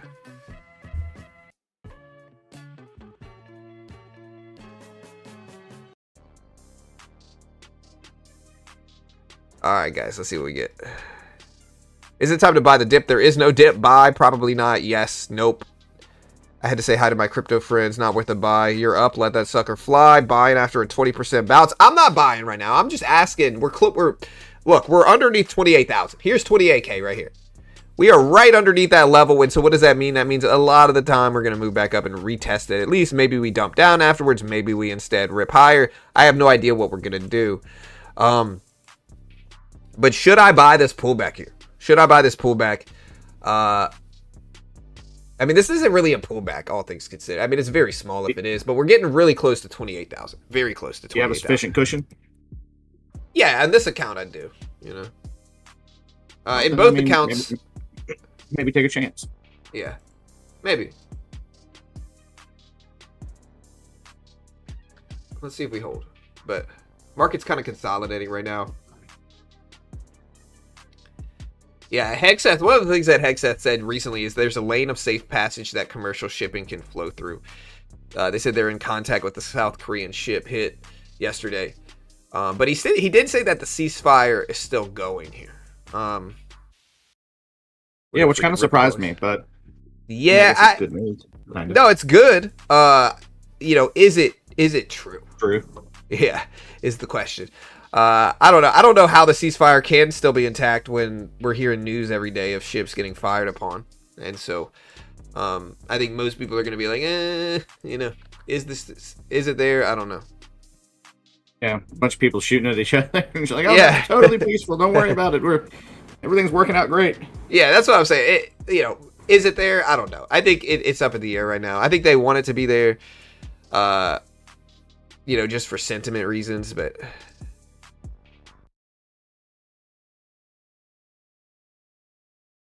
Yeah, I'm looking at some news.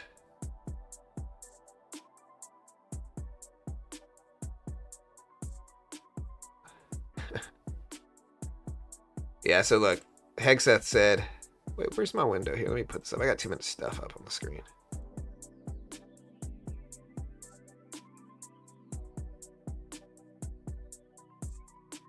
All right, guys. So yeah, we're kind of consolidating back down. Ceasefire. This monthly candle will be the end. It's true if you want it to be. Risk 100 ticks targeting 200 exponential on a 1-minute chart. Yeah.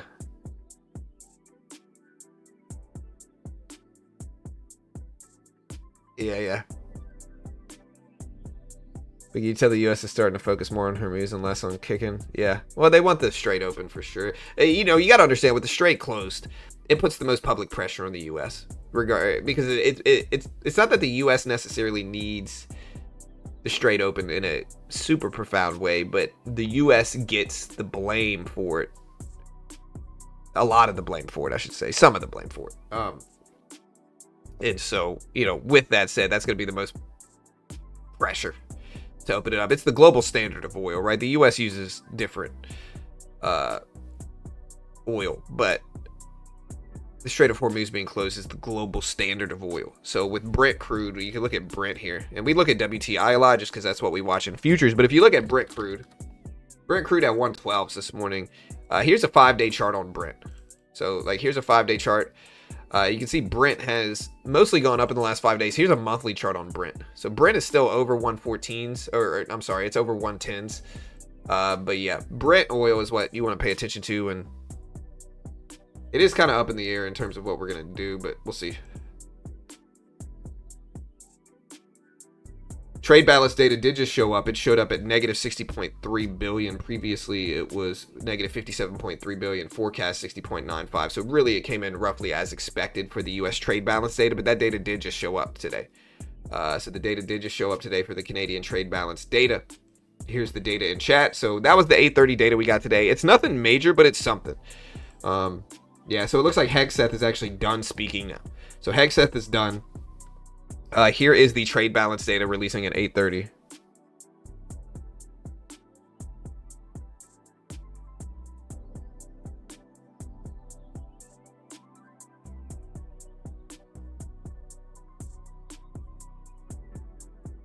Yeah, I mean, the U.S. uses a very minimal amount of oil through the Strait. It only represents about 2 to 7% of U.S. crude imports. Yeah, I was gonna say I thought it was 2. I didn't realize it was such a large range, to be honest. Yeah, so I mean, when I say the U.S. doesn't use the oil, I mean it's not integral for our supply. Right. It's not like China, right? China, if we look at how much China uses, let me make sure I get this percentage right. 30 to 50% of China's imported crude oil passes through the Strait of Hormuz, which is 4.6 to 5.8 million barrels per day, right? So it's not like the U.S. is using a significant amount of oil from the Strait. I guess the point is the Strait being closed outside of perception reasons doesn't hurt the U.S. as much as the rest of the world. I guess is the point. And I think most people agree with that, you know. Yeah. What's up, Robert? What's up, RM? Yeah, Sean, but the world's kind of crazy right now. I mean, it's a different market. We cover all the breaking news here. But yeah, I'm not going to go into what it is, Bogdan, or anything like that. It's just too divisive for comments, bro. Also, guys, if you're at home, hit the subscribe button. Hit the notification bell. I do have the subscribe notification on, but I got to test it. Let me see it. Let me make sure it's working here. So this is what the new subscriber notification would show here. Hold on, let me find it. I got too many windows here. Is it time to buy this dip?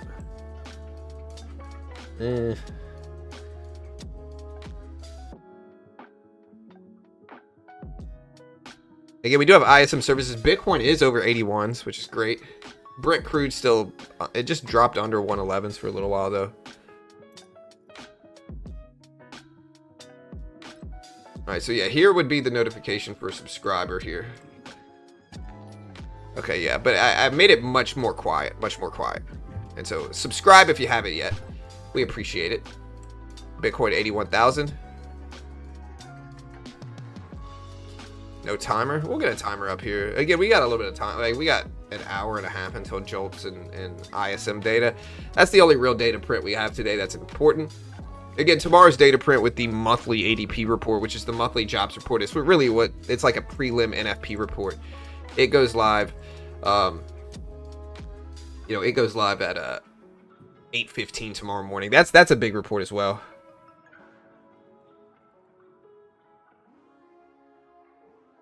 What about gold? We can take a look at gold here. Nasdaq, again, $28,006 is the new all-time high on the Nasdaq. Gold's up today for sure. But gold, if you look at like a 30-minute, 10-day chart, it's red. What is that right now? 45.80? Yeah, 45.80. That's right.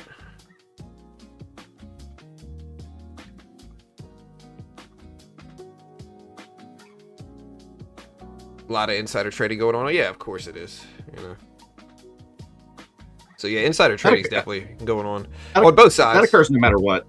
Yeah, it's inevitable to stop it. It's inevitable to happen. It's impossible to stop it, is what I mean. Like, you're gonna get insider trades going on. Palantir has rebounded a little bit from their earnings. We'll see if Palantir starts to run at the opening bell. Like, here's PLTR. So we'll see if it starts to run.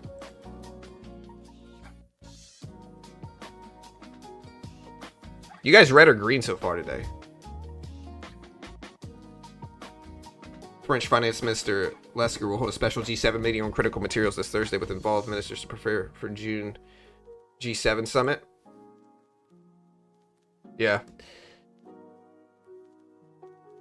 There's always insider. Yeah, insider trading is inevitable.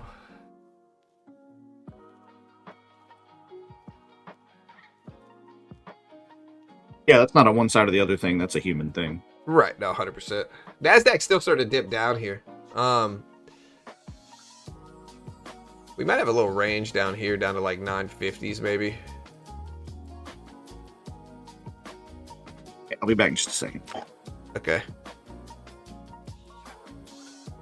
Yeah, we might have a little bit of a range here.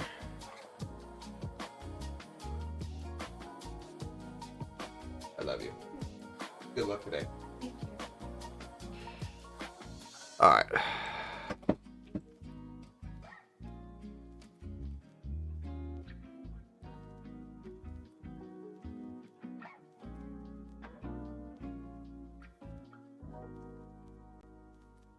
Long or short right now, chat? Long or short? The current administration is masterful in managing the markets. Green. I read Palantir from 8 to 100. Would love to see it under 100 again to load back up. Lost one trade to 5, made another to funded. Oh no. You guys hear what's playing right now? I can't stand this freaking song, bro. This guy's laughing at me and I don't appreciate it. Make it stop. Where's the music at? I've lost the music. Short? Most people are short. Yeah, I mean, we'll see. This guy's laughing at me, guys. Neither. There's the music. Alright, alright.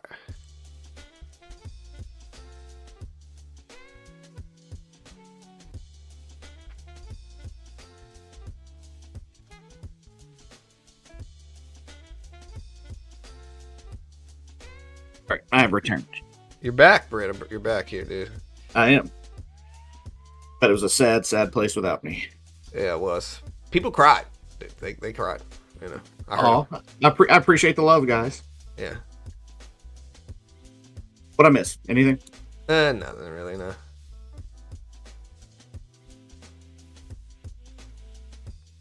Alright, sorry, I'm trying to build my P&L thing back Chat up. is active. We're riding the wave. Yeah, I should just remove it from the playlist. Is this it? Yeah, it is. Get out of here, dude. It's not a playlist, though.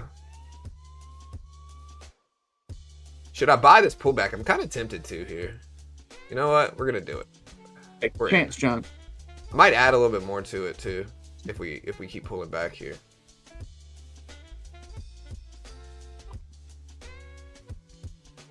Ugh.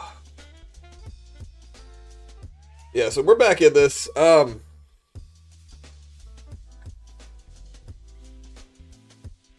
Pretty small though. We're buying the very light pullback here. See if we can get some more strength back up to 28,000 is what we're doing. So, all right. I asked people, are they red or green? Most people say long or short. Actually, short, neither. Long, short, neither. Chat laughs. Leave. What is the latest financial news today? Hegseth spoke, said the Strait of Hormuz is, ships are transiting through it. Is what he said. At the same time, okay, look, we're green on this trade, guys. We are green. At the same time, I mean, obviously things aren't like they want it. Until we get an effective deal done with Iran, it's always going to be a little bit sketchier over there, But Hegseth is now done speaking. Markets ripped up, tapped all-time highs in the Nasdaq specifically here. Nasdaq got up to $28,006 in NQ futures, which is what we are currently trading right now. So we're kind of going back and forth between evals and our funded account this morning. So we're just kind of going back and forth. But again, Hegseth did say like the 85s. We're at 980s right now, 982s, 979s right now. But yeah, the range is pretty tight. Like the range tightened up after the break of the highs here. Now people really don't know what to do. No, it's very sideways now. But what were you going to say? You mentioned Hegseth also said something. I cut you off. My bad. He said there's a lane of safe passage that commercial ships can flow through. Is what he said. That's really what made markets pop up to all-time highs in the Nasdaq here. I guess I'm gonna buy this dip, but I mean, yeah, trade route security. I mean, is integral. Yeah. Right now, especially everybody's paying attention to that. Yeah. So him saying that,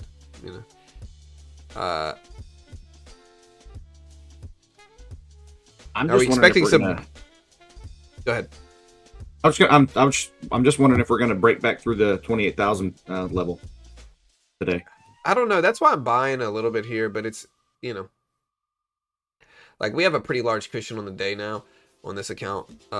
So we'll see if we can hold the gain, but I'm hoping we make another move up, at the very least to move back up and test it. Maybe we reject it again at 28,000, but I'm hoping we can get another move back up to test it. Do not copy me though, guys. Of course, I'm not an investment professional. I'm not liable if you lose money. Always make your own assessment, trade smart. I can't guarantee anything here. We're not liable if you lose money.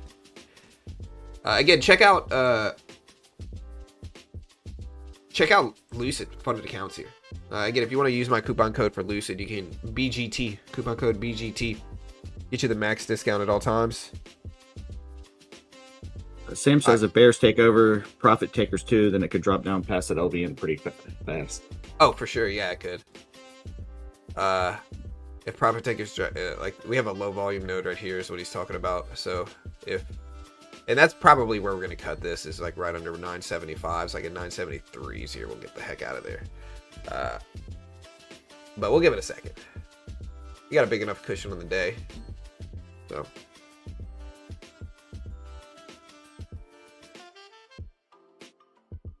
As we head closer to the opening bell in 45 minutes, We might have a little room here, but we got to be careful. So at the upper 70% on the 15-minute bar. Yeah, I mean, I see the range. I don't have to document it. You guys red or green so far today? Somehow we've made money, you know. I know we don't trade news. I know this, you know. I'm going to cut a little bit more off of here. I think, oh my goodness, I just cut all of it off. Oops. I'll add some size back here. I didn't mean to cut that much off of it, really. I forgot that I had changed this to 10 contract sell button because if we did break under that LV end, I would get a little bit more nervous here. You know. Oh, John.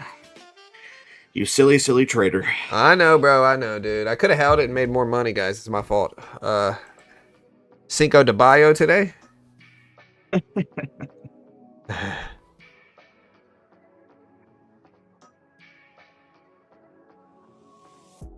I should have held, guys. I should have held more here. I don't know what I'm thinking. I should have held more.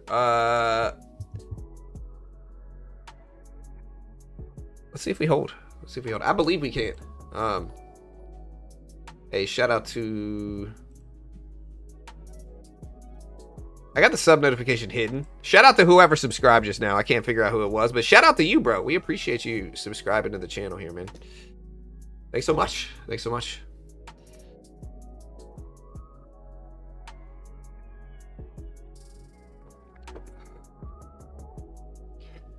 Yeah, we're getting close back up to those highs. Maybe I'll add some size right back here.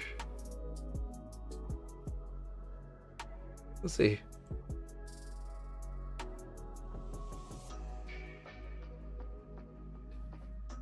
Oh no. Okay, luckily we've taken enough of this off. We're kind of flat right now. The market's really not moving much. Look at this range. This range is terrible. It's not good at all. It's doing nothing. Yeah, this range is absolutely bad. Absolutely bad. Also remember, guys, if you like Tradeify, there is a Tradeify sale going on. The Tradeify sale is this right here. It's for the entire month of May. Oh my goodness, here. Okay, we're gonna cut it. Very flat trade now. Or no, we made money on the trade. I forgot we accidentally cut most of the position in the green here. I knew it was intentional, guys. That wasn't even an accident. You know, I knew. But look, Tradeify, 40% off valid accounts for up to 5 uses per trader. 30% off after that.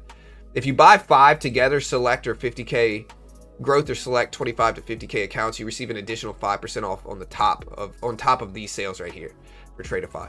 And again, if you look at Tradeify here, their direct to funded option, it just makes sense, guys. It just makes sense. Like if we're looking at direct to funded options, direct to funded on Tradeify just makes sense. They have from one of the cheaper direct to fundeds in the game here. You go to Lightning Funded, you can get $207 for a 25K eval. $207. That's pretty freaking cheap here. Again, obviously I'm biased because, you know, but it's pretty cheap.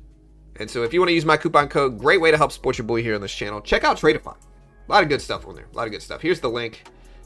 Check it out. Support the channel. Like we don't sell a course. We don't sell a service. We don't claim to be experts. We just kind of trade live, cover breaking news. So if you want to help support us, here's the link. Check it out. There's the Tradeify link. You can also see the Lucid link pinned at the top of the chat if you want to check them out. All of it's in the description. Hit the like, join the Discord, all the good stuff. Yeah. We sincerely appreciate it.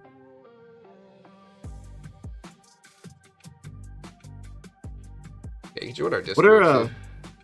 What are like Microsoft, Meta, Google, what are they doing right now? So Palantir's back up to 144s here, but Palantir again beat EPS, beat revenue. I think it beat EPS and revenue by like anywhere between like 3 to 6%. Wasn't a crazy beat. Markets reacted negatively to this. Meta back up to 613s. Meta's looking a little bit better, but again, Meta's had a tough time too after their earnings. Google has been on a run. Google is up to all-time highs 384s. It's at 381s right now. So Google is actually pretty close to all-time highs, all things considered. Microsoft back up to over 400s here when it did dip below 400s for a little while at 350s.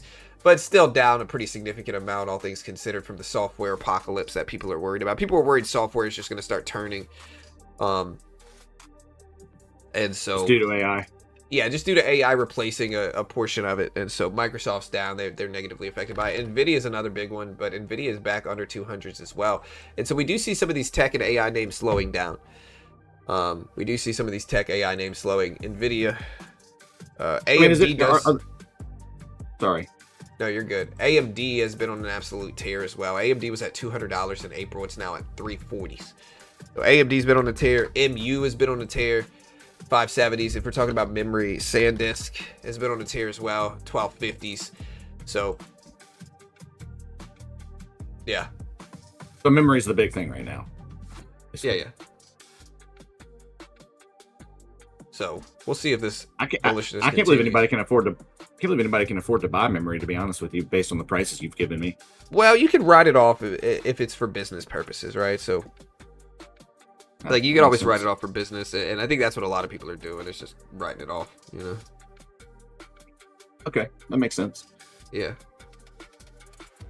So is the fear literally that software will become obsolete and AI will actually take over that function, or AI will write the software? Both. Okay. But specifically that AI will take over the need for the software, and AI will write the software and consequently take it over as well. You know? Okay. AI agents replacing some of, like, you have something called software as a service, right? Okay. Software as a service is basically like software that does different things. And AI is going to replace a large portion of that, is the fear. And so that's why we've seen software kind of been on this big downtrend over the last year or so. Once AI has really gotten good, like once Claude, you know, people started getting onto Claude and some of these other higher quality AI systems, you realized how much easier it is to create software around different things. And so, you know, AI is going to write the software. No, people are obviously still going to use software, but it's going to be so much more common and easy to produce that it's going to affect the margins of these software companies. You know, like, these software companies make their money because there's a barrier of entry in software, right? Like, in order, like, again, I was telling somebody about this the other day. Who was that? I was telling somebody at jiu-jitsu, like another finance guy at jiu-jitsu, this the other day. About 4 years ago, me and a team of other people, and I paid like 10 or 15 grand for these programmers to help me build this software. You know, we used APIs, and APIs are expensive and all this different stuff, for these programmers to build this software for me, you know. I could have done it at the time, but I was busy and just didn't have the mental energy to do it. And I'm probably a little bit slower than these pro software developers anyway in my programming. But the point is, I paid a decent amount of money for this. I never ended up using it. I ended up using it as a write-off. I just kind of scrapped it and wrote it off. But fast forward to today, and it took them months to build this freaking thing. Months to build this thing. Oh, like, APIs were expensive at the time. Today, you could have that same software built. That same exact software that took 10 plus K, that took months to build. You can build that shit in like 4 hours. Maybe 4 hours. Probably less than that, really, with AI. What I'm assuming is that API fees are also going to start coming down, because it's so much easier to build scrapers now, where you scrape the data yourself now than paying somebody else to do it, right? You don't have to pay somebody else, you know, $500 a month for data. You can build a scraper and get that shit for free right now. And so at this point in time, that is what's going on in software. Like, that is the software apocalypse that people are talking about, is that programmers don't need, you have less need for programmers. The software itself is having so much more volume produced that it's lowering the price, it's lowering the margins, it's negatively affecting software companies as a whole. And again, this is what trickled into private credit. You know, we had the private credit fiasco over the last 6 months or so, or longer, where, you know, Blue Owl and other private credit companies have been struggling. Why? Is because they were loaning money to some of these software companies, and these software companies are losing business. They're losing money. And so, you know, you saw private credit companies restrict withdrawals and other things, and it's trickling into a lot of other stuff. Now, since the Iran war started, we've heard less about this, right? We've heard less about all the stuff going on, less about all this drama with private credit, less about all this drama with software. But, you know, if we take a look at some of these stocks, we're still seeing, you know, some of these stocks show weakness. Microsoft, you know, pretty freaking weak. You know, I'm assuming like CrowdStrike is down. You know, Adobe is down. Look at Adobe, going from 420s to 250s, and it was at 600s. You know, not that long ago for Adobe here. So it was at 700s back in 2020. So AI came out, boom, it's at 250s now. And so these companies are losing money. Will they balance out though? Will they find a bottom is the question. And I don't know. I don't know. I think it's going to hinge on their ability to diversify and pivot to different markets. Yeah. And I see some people based on what you're telling me. Right. And I see some people saying you're not allowed to scrape everything like you say without consent. Isn't there an entire process between Reddit and AI companies? Yeah, that's true, but it's still going to lower the barrier of entry. You know, so like it's going to be easier to get involved with those markets. It should consequently drag the prices down because of it, if we're looking at it honestly. I mean, what kind of data are you talking about scraping? Any data, financial data, you know, this is what I'm talking about. Financial data, you know, whatever. But just anything. Mostly anything. Financial, but anything. Well, you can scrape any data. You know, you can scrape eBay purchase data, you know, eBay sales data and build an app around that. It just, you can scrape anything. And you can build a scraper now way easier than it used to be. Way easier. So. Okay, cool. So, but what you're saying is basically, I mean, like, maybe a little bit similar to like the real estate market in 07, 08, where the bottom is just dropping out. Well, kind of. I think it's a little bit less severe than that. Or there's a fear that it will completely drop out.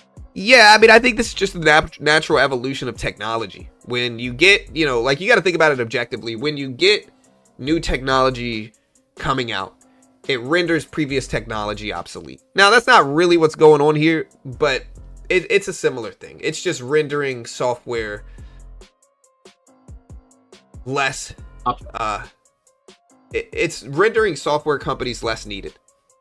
And so because of that, you know, there's a struggle going on with it. They're falling into obsolescence, basically. Right. Yeah.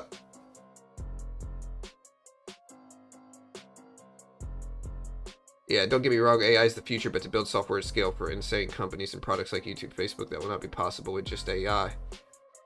Not yet. Yeah, I mean, look, yeah, that's true. You better believe, you know, Google, you know, whomever is going to be paying tons of money on software developers. We're not talking about them, though. We're talking about smaller companies that are doing it. But you better believe YouTube, Google, you know, whatever big company you want to talk about, they are certainly using AI to save money around those things. So they're going to pay less for those things now. Why? Because they can build them easier. So they're going to pay less for them. Supply and demand. And so, yeah, you know, they're going to start paying less for it. Now, what does that mean? Where are we going with this? Who knows? But they're going to start paying less for it. And they already are, really, you know. This may come across as a bit of a cronyism, but you know what? I don't care because it's just true. Dude, I'm consistently impressed with the depth of your knowledge on these different topics, like just the minutia that you managed to shift through. Oh well, yeah. I mean, no, I honestly, realistically, when you pay attention to it every day, you kind of have to learn it. I know, but it's still, you know. I mean, there are very few questions that that I've asked or that the chat has asked that you haven't been able to give some sort of answer to. Yeah, well, I mean, you do it every day. I do it every day. When you do something every day, you learn it. You know? Yeah. All right, guys. So let's see if the Nasdaq pops back higher here. Nasdaq's starting to get a little bounce here. We do have a little higher volume area that we're starting to get back into, but the Nasdaq is starting to jump right around 9 o'clock in the morning here, guys. So let's see if we hold now for 9 o'clock in the morning. We have been trading today. We're going to dig a little bit deeper into some of this stuff, but we have been trading today. Let's see if we actually hold now. But I mean, I'm tempted to buy ahead of the opening bell, but I just don't know yet. I just don't know. You don't know? All right, I take back my previous compliment. I know. Listen, I don't know, guys. I don't know. Yeah, I mean, it's like when the automobile came out, the carriage people, this is the example I always use. When the automobile came out, you better believe carriage makers were heated. They were upset. They were scrambling. Right, they were struggling. They were like, what the heck? How can you let this technology be here? Like, what is going on? You know? How can you let our business fail? You know, this is, you know, and you better believe people feared the automobile when it came out, saying, ooh, you know, the automobile, what's this going to do to people? It's going to horseless carriage, people. You mean? Right, yeah. But my point is, evolution happens in technology. It's inevitable. Now, AI is obviously a little bit different than any previous technology, just based off of how influential it is. The only other example really is like the internet. The internet took over everything, kind of changed the world. So is AI, but yeah. Well, I mean, another example is you know, the whaling industry. Like, you know, whale oil was like the biggest commodity in the world, and then it just disappeared overnight with the advent of you know, oil and gas and internal combustion engines and all that. You know. Yeah. Look at this comment. Take the complaint. I don't know if he's just misspelling things or he did this intentionally to troll. Take the complaint. He's right. You almost know enough to give insightful information. That's why I always tune in. What? That was like, I don't know how to take that. I don't know how to take that either, bro. I'm gonna assume he meant it in a positive way. I'm gonna assume he meant it that way. You almost know enough, John. It's like I always watch because you're only kind of an idiot, you know. Right. You're almost a good looking dude, you know. Yeah. You know, you're almost you know, smart. Yeah, it's like someone told my cousin one time, like, well, you'd be good looking if you wasn't so heavy. It's like, geez. I know you meant compliment. No, I know, Alex. I'm just messing with you, brother. It was the almost part that really got me. The almost part. Like, hey, you almost know enough to give insightful information. Yeah, we're just teasing. It was funny. Yeah, you're good. All right, guys. Nasdaq is not doing freaking anything right now. And you trade futures on whale oil? Yeah, dude. I think the whaling industry is making a comeback. You know. Right, for sure. Yeah, the symbol is MD. You know, MD.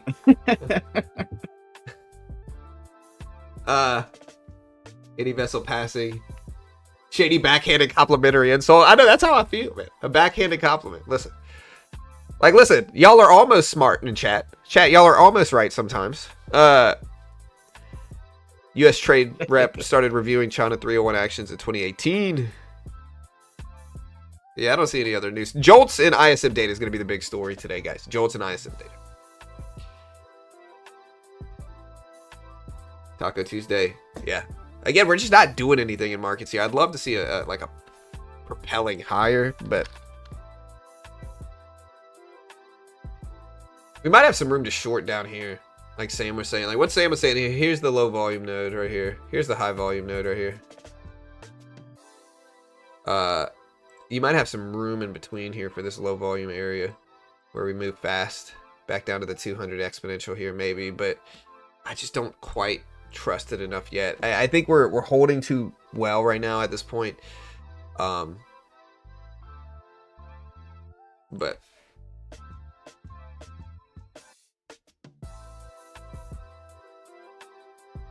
yeah, you are almost a good trader, right? I know.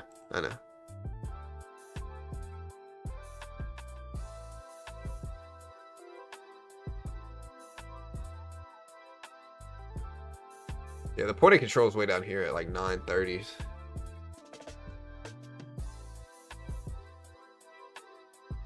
Who would have ever thought that Bitcoin would be up 20,000% since, or 20 million %?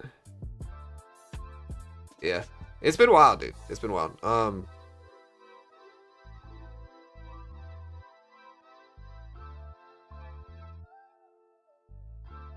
All right, so we're in this high volume area here. I'm waiting, chat. I'm waiting. I don't want to take too many big positions here, but we are waiting.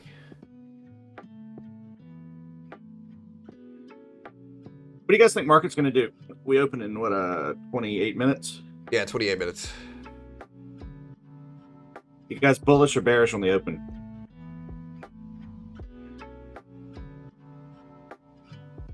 Almost top 3. The most impacted companies over the AI fear besides software as a service should just...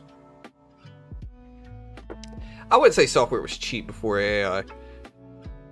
Yeah, I think AI will make it even cheaper, Lee. Probably. You know, so I think AI is going to make it even less expensive. Obviously, just more supply.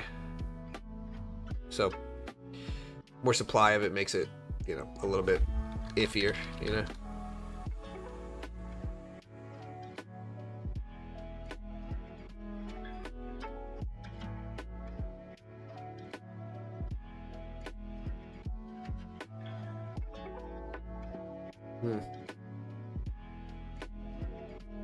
What happened to PayPal? Dude, don't tell me PayPal's down. I'm in PayPal right now, guys. Oh my gosh, dude. What happened? What? Chat, y'all were supposed to alert me of this, dude. What the hell is going on with PayPal? Chat, I'm in PayPal right now, dude. Come on now. I mean, we're basically flat in this position here, so it's not like it's that bad, but still. This morning, I was like gloating about this too. Like, this is how tides can change in markets here. This is how tides can change. This morning, it was up to 52s when I first looked at it. This was it this morning. And I'm like, you know what? I'm a made man in PayPal today. Like, we are green. Fast forward a couple hours. Boom. Down to PayPal. 45. Yeah, it's down to 45s. I'm guessing something said during the earnings call negatively impacted this. Chat, what the hell, dude? Y'all are supposed to help me with this. You know, I need y'all are my eyes and ears in markets here, chat. You know, I've given you guys that, you know, title. My eyes and ears. Wow.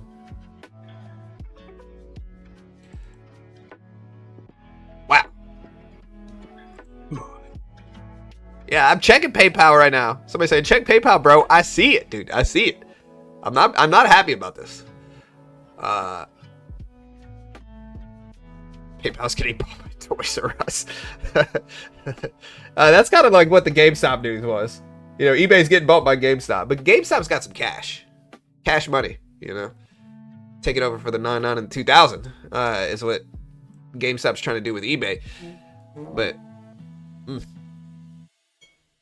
sheesh. I failed you. You did. I blame you specifically, DS. It's your fault.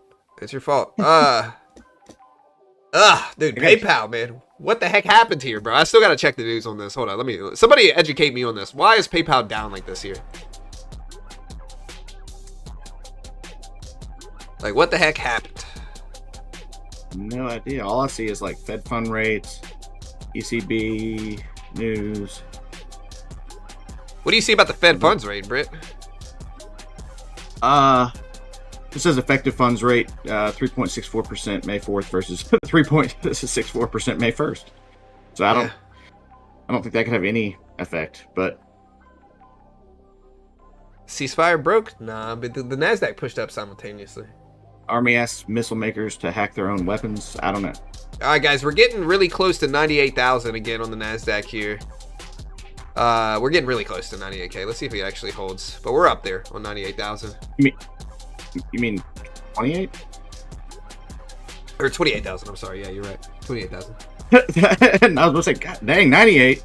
Yeah, I mean, PayPal reacted well to their earnings report, and it beat EPS in revenue. Okay, PayPal's quarter-to-date online branded checkout trends are at low end of company's fiscal year outlook and are reflected in Q2 guidance.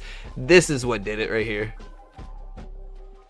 This is the catalyst for PayPal that hurt me right here. That's it right there. PayPal quarter-to-date online branded checkout trends are at a low end for company's guidance. That's what this is. So 100% that's what happened. Lower guidance numbers. Yeah, nobody understood my cash money taking over for the 99 and the 2000. I think everybody's either old or everybody's either too young to understand that reference or they're too old, you know. I didn't even hear the reference. Yeah, well, that's okay. Snooze you lose, huh? Yeah, that's right.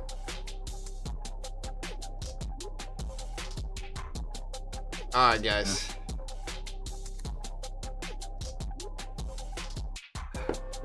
No. Does anybody want to buy the market right now? I gotta wait for it. I gotta wait for it.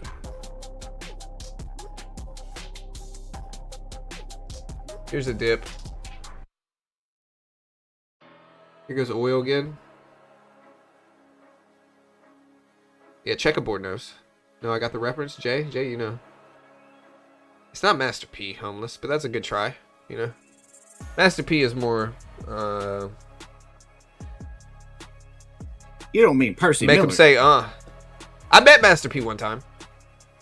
A friend and I were trick-or-treating in the Baton Rouge Country Club. And we kind of plotted it out. We were like, that's Master P's house. It wasn't my neighborhood. I didn't grow up in the Baton Rouge Country Club, but we were at some, like, more wealthy friend of my friends that, you know. Anyways, we kind of plotted it out. We're like, that's Master P's house. We must have been like 12. But I looked young. You know. Don't let him fool y'all. He was like 25. Yeah. Anyways, we go knock on Master P's door. And Master P was partying when it happened. He was not even ready for any trick-or-treaters. You know?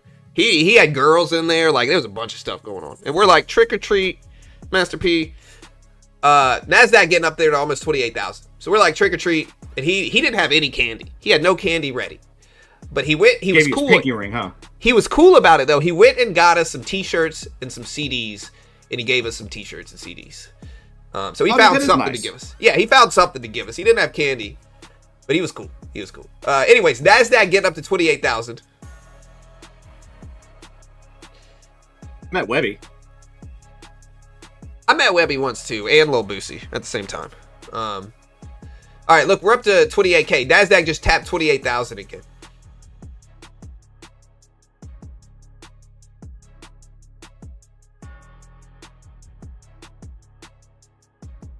Yeah, I went and checked out his Bentley. It was pretty cool.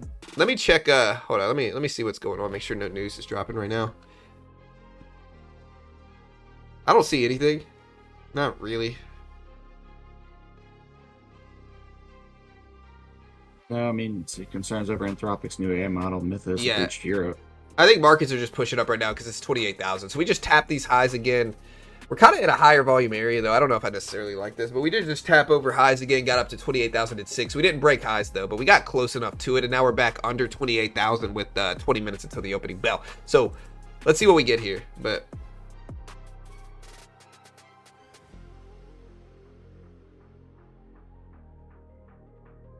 this is apropos of nothing, but does anybody have any idea on average how much more expensive a pure EV is than its gas counterpart? I'm not really asking you, John. I'm just going to ask in the chat. Yeah, what did you say? Sorry. Just in general, on average, how much more expensive a pure EV is than its hybrid or gas-powered counterpart? Yeah. Yeah. I know that's apropos of nothing. It's just something I saw. I was wondering. Yeah, it depends. I see somebody mention Mike Jones. I met Mike Jones too. I was bartending, and Mike Jones. It was at a hotel, like a luxury hotel. I was a bartender for a while. Mike Jones comes in. He lost a bunch of weight. He lost a bunch of weight. He was with a girl. But this was I felt really bad because the bar I worked at, they made me ID everybody. Like, it doesn't matter if you're 80 years old. I got to get your ID. And, you know, a 25-year-old, they're going to be like, sure, here's your ID. A freaking 80-year-old, they're going to be like, dude, get the heck out of here. And sometimes I'd have to turn them down and be like, you can't order anything. Like you might have progeria like Robin Williams and Jack. Yeah, you're probably 12. Yeah, they would get upset. But I had to do it. Anyways, Nasdaq back up to 28,000. Point is, I saw Mike Jones. I had to card him. He had his name down as some like Asian name. I guess he's just trying to not let people know it's him. Asian. Like go with something. You know, I mean, like clearly it's not you. It could be, Britt. It could be. Anyways, Nasdaq's now under 995. So we went up there to tap 28,006. We are now at 993s here. 993s. He was cool though. He tipped well. You know, he ordered a couple shots of Patron and that was it. And then him and his girl left. I didn't even acknowledge that it was Mike Jones though, because but I knew it was Mike Jones. Everybody knew it was freaking Mike Jones. Yeah. Wait, was this before or after he went to jail? I don't know. This was like 10 years ago, 12 years ago, maybe a little bit longer than that. It must have been right before. All right, guys. So we're dipping down here. Let's see if we hold. I'm looking at maybe 85s. I might buy 85s here, heading into the opening bell. You know what? We're gonna buy it. I don't know. Well, buying 85s on a push back up. Yeah, I just want to see. We tap that level here. There's 90s. I like 85s. We'll start to scale in right now. We've got a very large cushion on the day, so we're gonna start small and then add back to it if it goes in my favor. Here is the plan right now. So let's see if we pop back up there and retest it. We're close to 28,000. Maybe we run at the opening bell. Maybe we don't.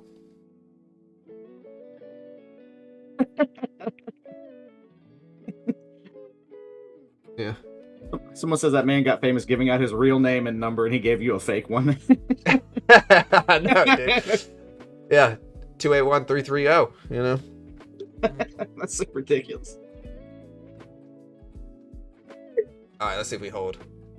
I'd like a move back higher here. Really, I'll add down to 85s though, like, because that's the original level I wanted.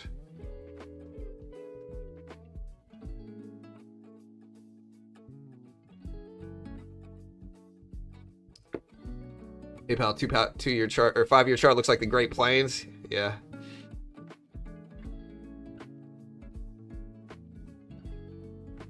Yeah.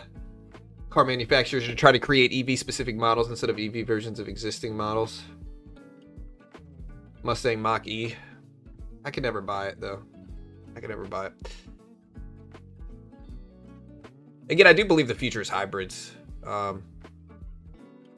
There's 85s. I didn't add to it like I should have here. The range is so small on the day though. Like Hegseth pushed the market up to all-time highs, basically saying a bunch of ships were transiting through the Strait. But since then, dude, we've really been in a really choppy sideways neutral range here though. We'll add a little bit more to this now though. We did get a little pop back higher here. I'd love to hold over 95s and get closer to that 28K level again. We have 8 contracts here, but the range is pretty tight. I bet DMX City barked at me. I can imagine that. Amazon Business plans to expand fresh grocery delivery to even more areas. 26 Business Prime members get free same-day delivery. No, the problem with grocery delivery is like when my wife goes out and shops, she likes to handpick her fruits. You know, and what happens when you order fruits delivered to your doorstep is, bro, they're picking the most rotten, about to expire fruits out there. You know, they're like, hey, let's get rid of these. You know, somebody's ordering them. We don't have to see them. You know, throw these old stinky grapes out there. Give them these. You know, that's the real issue with it. And so if there was a guarantee of freshness with the groceries you ordered delivery on, I think more people would buy groceries delivery. You know, but at least it's probably true. Yeah, no, absolutely. It's like if you go to Chipotle and you order a Chipotle in store, you're getting a big burrito. Like, you're getting a big burrito. You order at DoorDash, bro. I ordered DoorDash last night from Chipotle. I got the smallest Chipotle burrito I've ever seen. Like, the tiniest little baby burrito I've ever freaking seen, bro. You know? Like the child of a burrito, huh? Right. Like, it was it was an in-store burritos baby, is what it was. You know? I've had those complaints for a while, and especially like in the wake of COVID and all that stuff with shrinkflation and all that other good stuff. Between shrinkflation and inflation, like there's only one restaurant that I know of, and I'm not going to bother telling y'all because y'all don't live here, but there's only one restaurant that I know of where you actually get the same amount of food when you get it to go as you do when you eat in the restaurant. Everybody else, you get like maybe half the food, and it's ridiculous. Like, you're not charging me less money. Give me the same amount of food. Yeah. No, I agree 100%. I think it's just human nature, though. Well, I guess, but it's ridiculous. It's not right. Yeah. But, you know, I'm very serious about my foods. Yeah. All right, guys. So we're in this trade. We're red right now. But I'm optimistic here. I'm optimistic. We are heading into the opening bell in 13 minutes. 13 minutes. So the market on open should be in about 8 minutes or so.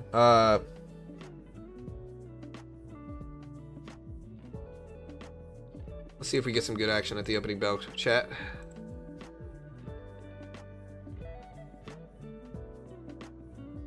Also, give me a follow on x.com at beginner trades. Yeah, so we had Mohammed Makbar, the advisor and assistant to the leader of the Republic, says the Strait of Hormuz has been closed and will not be reopened except by the will of the Republic, end quote. Yeah, whatever. Yeah, it's just back and forth, bro. It's just back and forth. The Strait is open. The Strait is closed. The Strait is open again. The Strait is not open. Well, based on the fact that some ships are coming through, say it's not closed. If you want to believe it's open, guys. All right, here we go. I'm in this trade. I'm going to add more to this. Because, you know, we're close enough to highs. I might actually hold this to the opening bell. Yeah, I'm just not reading it. I mean, it's not super old news. This came out about 5 minutes ago. But they probably said it once before somewhere. So...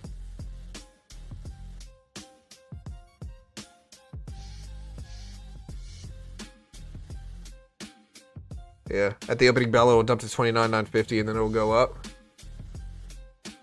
Maybe. I mean, here's 950 right here, which is kind of the start of the high volume node. We'll see.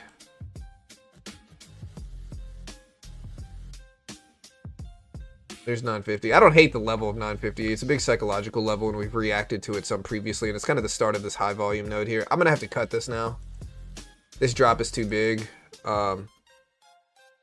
What are you going to look for at open? At market open. Hold on, let me see. So Nasdaq's dropping a little bit here. At market open, I'm just going to look for a move up that looks like strength. I'll probably look for an orb setup or an opening range setup at the opening bell, just because, just because markets tend to react to those. It depends on how big the opening range is. So if the opening range is nice, maybe we'll target it. But we'll see. Again, we'll see. Nasdaq up to 980s.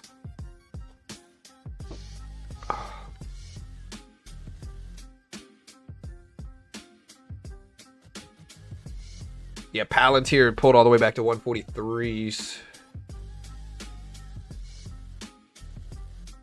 So we are pulling back a little bit. Yeah, remember the first move is the wrong move. How do you long up there? I mean, we're up pretty big on the day. I mean, what are we up on this account? We are up $585 on the day. So I think normally I would say longing at the top of the range doesn't make sense. But I think when we're really close to a big psychological level like 28,000, it makes the edge a little bit higher and stuff like that. But, you know, probably a valid criticism. Strait is not open and insurance companies aren't insuring shipping lanes through the zone, which no ship will sail through without insurance. No, 100%.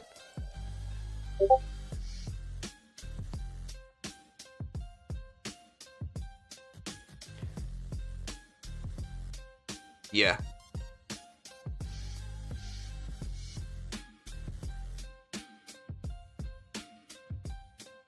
Yeah, let's see what we get. Let's see what we get. I think I could have held, realistically. I wanted to get in at 85, and I think we might move back up there to test 28,000. But we have 9 minutes into the opening bell, so time will tell what we do here.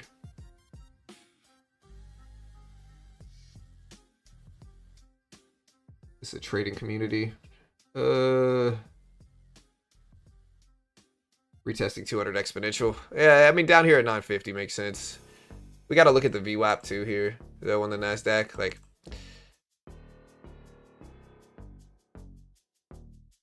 you know, we got the VWAP and the 200 exponential really right around the same spot. So I'll take a longer term trade if we get down to this area right here at 830. What is that? 836? No. I'm sorry, that might be lower. 886. So we get all the way down there. I might take like a pivot trade back up. But we'll see. Again, I kind of have to wait for it. I do have to kind of wait for this.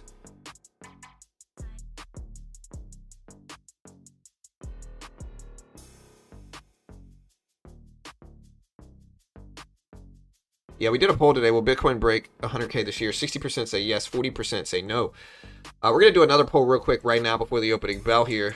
We're just going to say, are you bullish or bearish for the opening bell?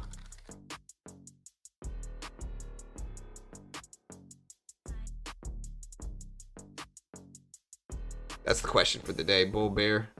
Are you bullish or bearish for the day's opening bell? Here's 950s, which is a level a lot of people are talking about. Just depends on which range we're looking at here, though. On a 1 minute chart, you know, the 200 exponential is much closer, so it's at like 955. So yeah, short term, and you got to understand something here, guys, is that if we look at the 200 exponential on a short term chart, it can kind of show you where short term pullbacks might be. If we look at the volume weighted average price, it's a longer term move, right? So if you want to take shorter term trades, you can watch something like the 200 exponential on a shorter term chart, because it'll show you where, you know, pivot points can be short term to it. If you want to look at where markets might be going in a longer perspective here, even if we put like a 15-minute chart up, you can wait for a VWAP dip. Again, the VWAP currently is at 886s, 27,886s here. So like I said, if we get all the way down there, I might take a longer term position and just look to ride back up the range, especially with us being so close to highs. You know, we'll have to wait and see what happens, but that is the plan so far. We were going to look at orbs as well. And if we can get confirmation and really like confluence in orbs, trends, the indicators that I'm using in ranges, I mean, we'll take them.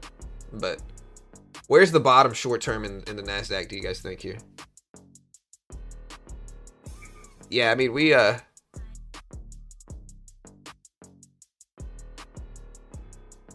I mean, I trade a couple different accounts here, but right now, I don't know, 950 maybe. 950 lows? Yeah, 950 makes sense. Yeah.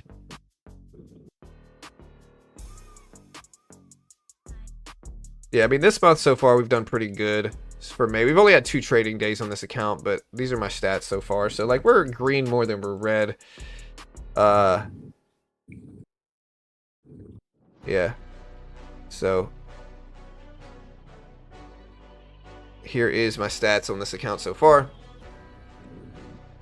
We're running about 65% accuracy. I don't know why it's only showing my losing trades. Okay, that makes more sense. We're up a really nice amount on this account. We're up a really nice amount. You can kind of see here, like, we're green on this account. They have a winning trades option up here that you can't see, and then the losing trades option. But we're green, and we're running about 65% accuracy. You can see my P&L history right here. So we'll see how that goes at the open. But any idea what the average is? Like win-loss history, not yours, everybody's. 50. Huh, okay. You know. Yeah, like everybody's is. It depends on the trader, Britt. You know, so like average is 50. I don't know. You know, but average is probably less than 50. Really, average is probably like 30 or 40. What do you guys think the average win-loss ratio for the normal trader is? Most traders lose. So 92% of traders lose.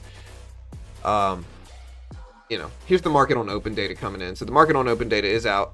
You can kind of see it pop up. We're at 783s here. But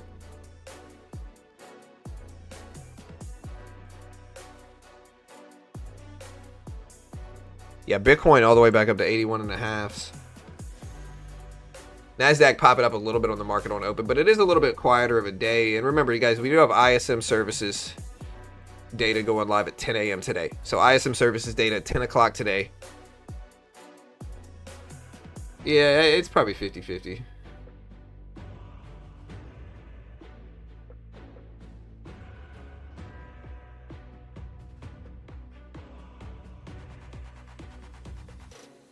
My WRX.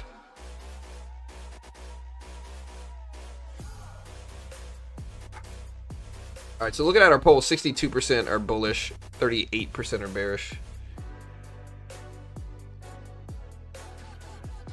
For starters, Forex is the best option? No. I think futures are better for traders than Forex. Just because futures like give you an ability to learn with much smaller size. The Forex market is super complicated, like much more complicated than futures in terms of what you're trading, what you're doing, platforms, everything. I would say the Forex market is much more complicated and just complex than the futures market. Yeah, I was going to ask what Forex was, like a basic breakdown, but not necessary. It's foreign exchange, Britt. Okay. So it's trading currencies. Okay. All right, so we're in this low volume node right here. We get past this level, 995s. I should have held that 885 long. I mean, it's hindsight. Maybe we'll make another test at 28,000. Yeah. Hey, chat, we got 3 minutes left. 3 minutes.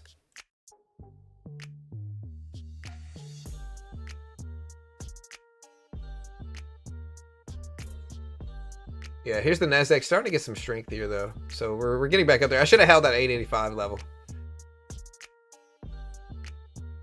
Market's starting to run. Big pullback just now. Let's see if it's catalyst driven, but I don't think it is. Palantir's dumping right now, guys. Palantir is absolutely dumping. Look at Palantir before the opening bell here. So here's PLTR, guys. Look at this. So Palantir is really dumping. I don't know why, but we do have AMD earnings this evening, and AMD's up to 351. It's crazy moves for AMD. It's probably something you did, John. I mean, it is something I did. I bought, you know. Charles Schwab launches AI-powered capability that helps investors understand portfolio performance and market activity. Yeah. We have somebody saying that she is hearing that, hey, shout out to whoever subscribed. I appreciate it. To B. Thank you, brother, for the sub. Shout out to you. Hit the subscribe button, guys. Hit the notification bell. Palantir dumping down right now. Here's the opening bell coming pretty soon in less than a minute now. Less than a minute for the opening bell.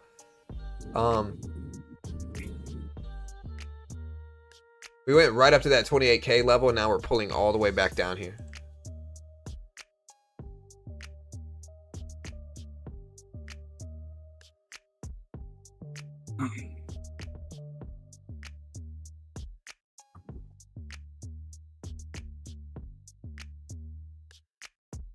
All right, here we go, guys. Here's the opening bell. Good luck. Good luck, my friends, today. Remember, ISM services data, 10 a.m. JOLTS job report, 10 a.m.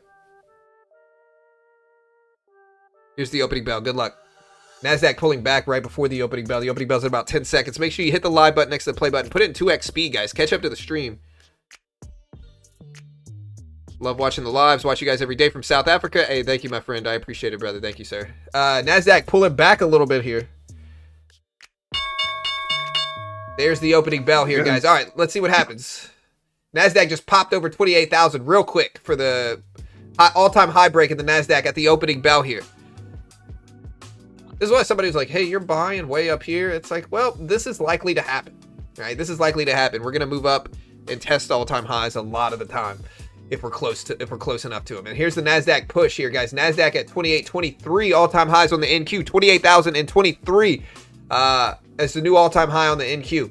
Doesn't mean we won't pull back, but the Nasdaq is breaking all-time highs at the opening bell. We're at over 28,000 now. Here's 28K right here. So now we might actually dip underneath it. Maybe the first move is the wrong move here, guys. But let me know, are you bullish or bearish for this opening bell? So far, we're bullish in markets right now. Bullish, baby. Yeah. Hey, we're up. Brent was right again. Hooray. Hooray for me. He did it. He did it. Hooray for school. Yeah, he did it. Market is pushing up.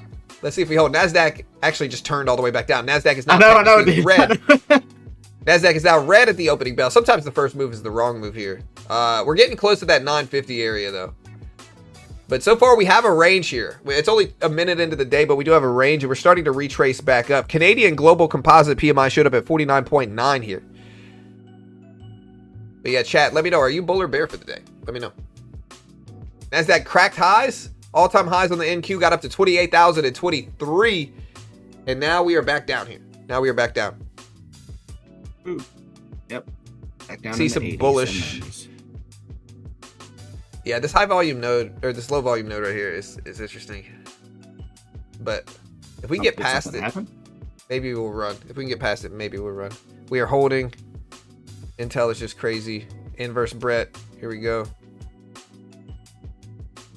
It's Bert. Thank you very much. We're going to end red as long as Hormuz is closed. All right, here we go. Retesting 28,000. We are retesting 28,000 here. We are now over 28,000. Perma bulls, I don't know. I saw something the other day, and it was like bulls are more right than bears most of the time. And so, you know, as long as you don't have like blind optimism, being bullish is normal and it's okay, and they're going to win more than bear traders are. Do you guys agree with that? But generally speaking, bulls are more correct than bears. Without enough experience, I'm just going to take your word for it. Yeah. Generally. Palantir all the way down under 140s right now, but the Nasdaq just jumped over 28,000. Look at this jump here on the Nasdaq. So we're back over 28,000. We got a really tight, easy range to watch here, though. We are 2 minutes into the day. I got to wait about 5 before I can actually trade here. But again, we are about 2 minutes into the day. I got to wait for about 5. All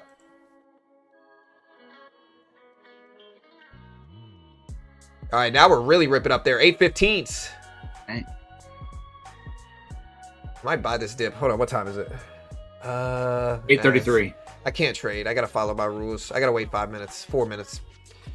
But the Nasdaq's about to break all-time highs again here. It's very close. Very close. Heck yeah, keep going. I'm so stupid. I just realized there was a second counter at the top of the screen on Trade Evade. What? For a clearer screen, screen optimization will run automatically in a moment. The power we push turn off. No, dude, don't. Close. The computer's about to turn off? I don't know. It said screen optimization or something. I don't even know what it said. The Who heck cares about that? Like, you can't just randomly say, hey, we're doing this now, you know? You have no choice. Yeah. Anyways, guys, Nasdaq got up to 28,028. 28,028. All-time highs broken again here.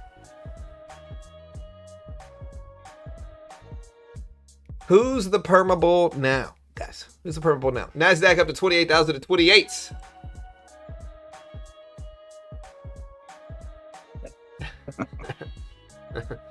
All right, guys. Nasdaq about to break all-time highs.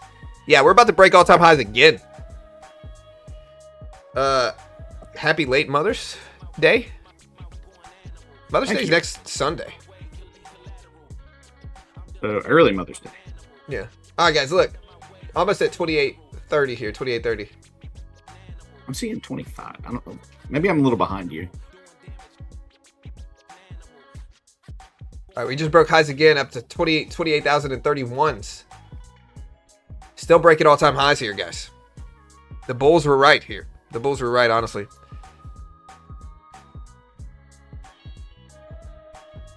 There's always areas of the market to be bullish. I'm no longer bullish on index. It's definitely stock pickers market. Yeah, 31 is the new all-time highs. It looks like we're going to break that right now, though. Maybe not. Yeah, we're over that now. 31.75, new all-time highs in the Nasdaq. S&P's closing in on all-time highs as well here. So the S&P all-time highs is 2,300 or 7,300. We're at 27 or 72.70s. So the S&P, if it gets some strength, could break all-time highs as well today. But remember, guys, we do have JOLTS going live at 10 o'clock today, too. We have JOLTS. We have ISM services. Yeah, market's starting to rip. There we go. 34, 34.50s, 35s almost for the Nasdaq here.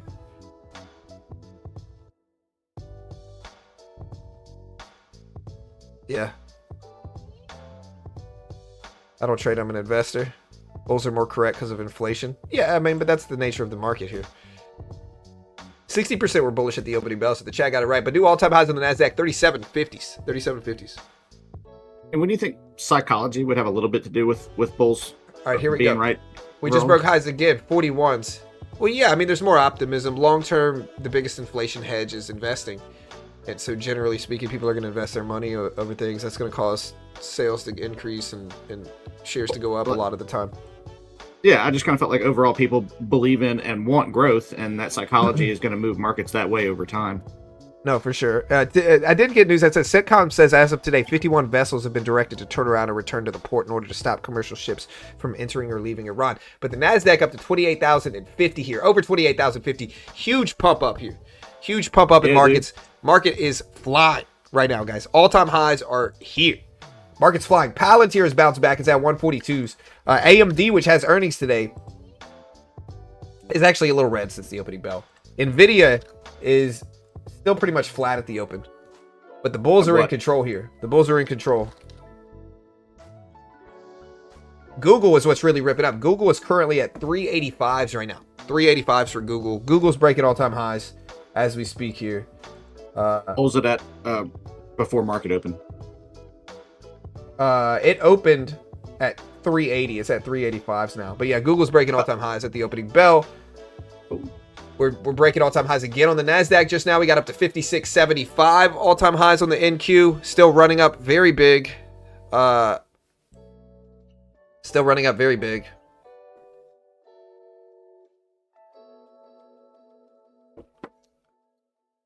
Yeah, we're starting to run a little bit here, guys. Does anybody want to buy the pullback now? I just want to put it out there. People made fun of me for going long here. People made fun of me for going long literally right here, guys. And I think they said, why would you buy there? Why would you buy there, they said. Ask the question now. Yeah. Why would you buy there, they said? Because freaking we're at all-time highs, bro. Yeah, what do you know, John? Yeah, Microsoft is actually dumping down a little bit. It's at 413s. Let me see if we have some prelim services data at 9:45, which I think we actually probably do have some prelim data at 9:45. Yeah, we got regular services PMI at 9:45. April 51.3 is its expected. 49.8 is what it showed up at last time. A little bit of resistance, looks like. Yeah, what a move here. What a move at the opening bell here. Let's see if we get a dip. Where would you buy this dip now, though? Maybe 28,000? Maybe? Here's a pullback going on right now. I'm going to buy this dip right here. It's greedy, I know. But I'm doing it anyway. Hey, what do you know? Immediately. It's too early. Let's see. I know, there we go. but I'm going to scalp this move and get in and out pretty quickly here. Just kind of in and out, in and out. We'll hold the rest break even. Maybe add to it if it goes more in my favor here. Do you guys think it starts trending sideways now, maybe? Or do you think it's going to keep going up? I don't know. I'm kind of scaling out of it as it pops higher here. But it's pretty small Well, trade, all things considered here. The bounce worked. We got in almost at the bottom right here. We're back up. We're back up. All right, I'm going to cut it right there and just get out. I might buy back, too, if we get a reasonable pullback. This is just a little scalp. We do a little bit of both. Remember, guys, we have ISM Services PMI and the JOLTS Job Report at 10 o'clock this morning. So, does Sam John listen to the market? When you have a chance. Why does the Dow counter trade the Nasdaq so much? I don't know. Different stocks is what it is. Hey, shout out to you. Appreciate the sub, my friend. Thank you, brother. Shout out to you, Day. I appreciate the subscribe, my friend. All right, guys, we're getting back up to the all-time highs here on the Nasdaq here. We're getting really close to the all-time highs. What happened to Meta? Meta just got dumped on, but yeah, Meta's getting hammered.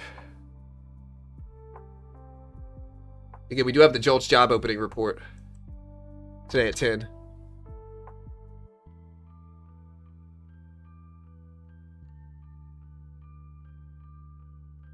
Are we looking for that to move markets? I don't know. It's a little bit really delayed. guess on that. It's a little bit delayed of a report, but we also have ISM manufacturing data coming out at the same time. This is all for April. So the JOLTS job report's for March, but ISM data is for April, which is really recent. Services data, ISM services. So. Okay. Yeah. So we got some stuff.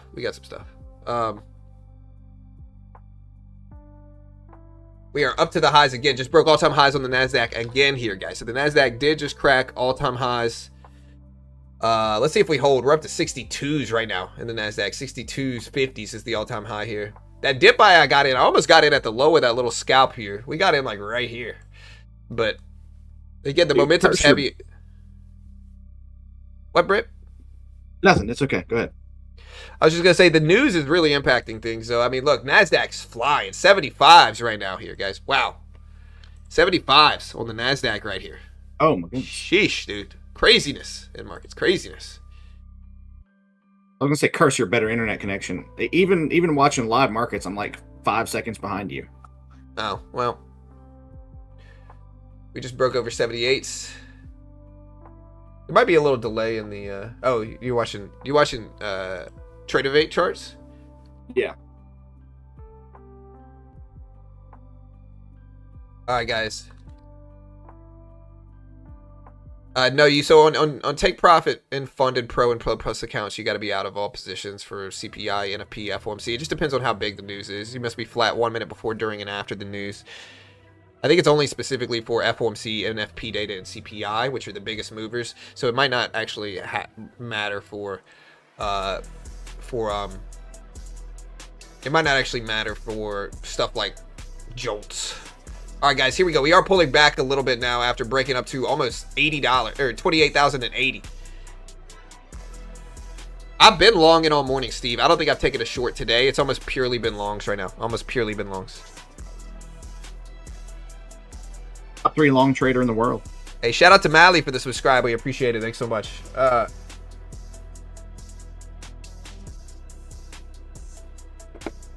Is the chat at the bottom frozen here, dude? This is what... It looks like it to me.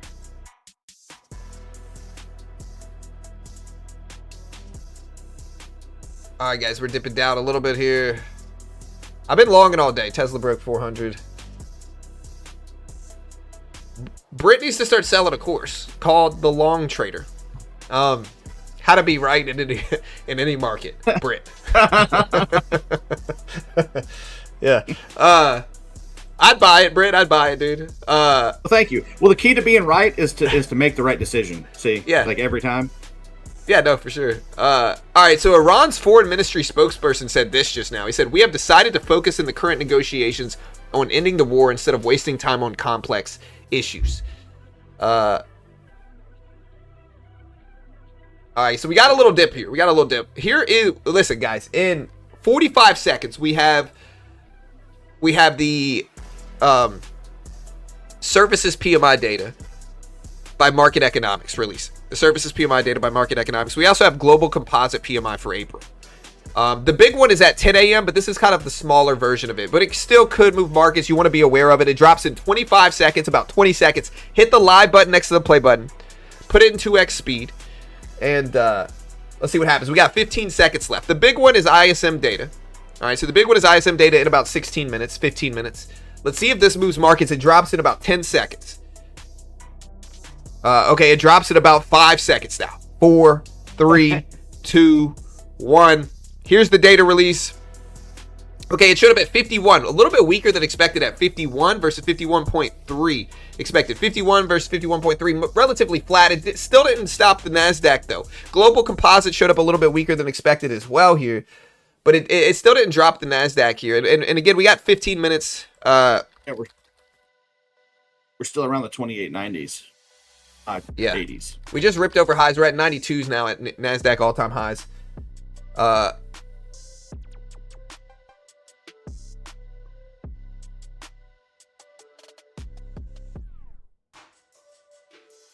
All right, guys, so the Nasdaq did pop over highs on this report. It was mostly flat, a little bit weaker than expected, actually, is what this data showed. So really a little bit weaker than expected. It's like stealing food. Still pushing it. Yeah, it's still pretty strong here. And again, in 10 minutes, the JOLTS report goes live. We'll see what this looks like. But 2x speed and live is living in the future. It is. Nasdaq at all-time highs again. Got up to 99. 28,100s here is the new all-time high in the Nasdaq. But we might break it short term. It depends on if we keep pushing. 28,900.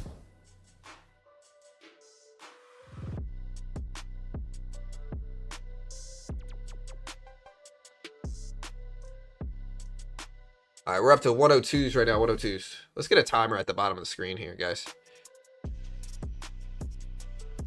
Yeah, we got a couple minutes. Let me throw this old thing up. And this is, you know, all right, let's see what the Nasdaq gives us here.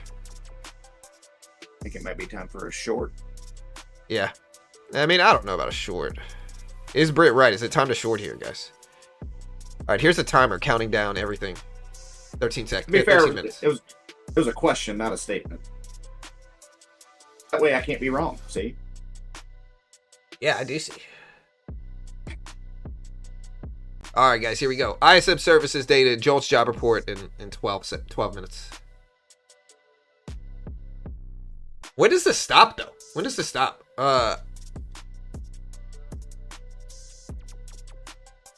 Definitely. Yeah. Intel is up 12%. On the day or overall? Yeah. On the day. It's up from $100 to 107. Well, that would make it only about 7%. Yeah, since the close yesterday, it's up from 95 to 107. Okay. So, 12%, roughly 12%. Nasdaq, you should have. Maybe I should have shorted when Britt said short, because the market is now falling down here. Again, ISM services data showed up at 51 versus 51.4 expected.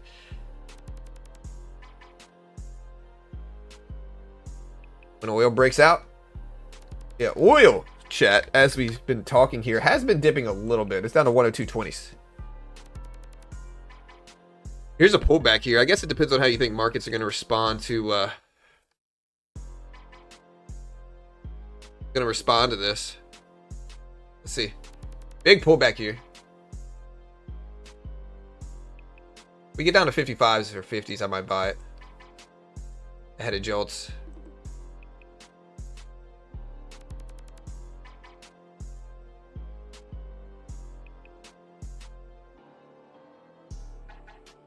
We got 70 here. We're bounced right off of 70. We're retracing back up there. Dude, market just continues to break all-time highs. Where's the S&P 500 right now? Not quite at all-time highs. 73. Yeah. If you look at the futures contract, yeah, 72, 73. All right, but we're getting back up to all-time highs here, man. Let's see if we hold. All right, guys, we got the ISM services data, the JOLTS job report going live in 10 minutes here. 10 minutes. Hit the live button next to the play button. Put it in 2x speed. Let's see what happens here. Yeah, we'll see.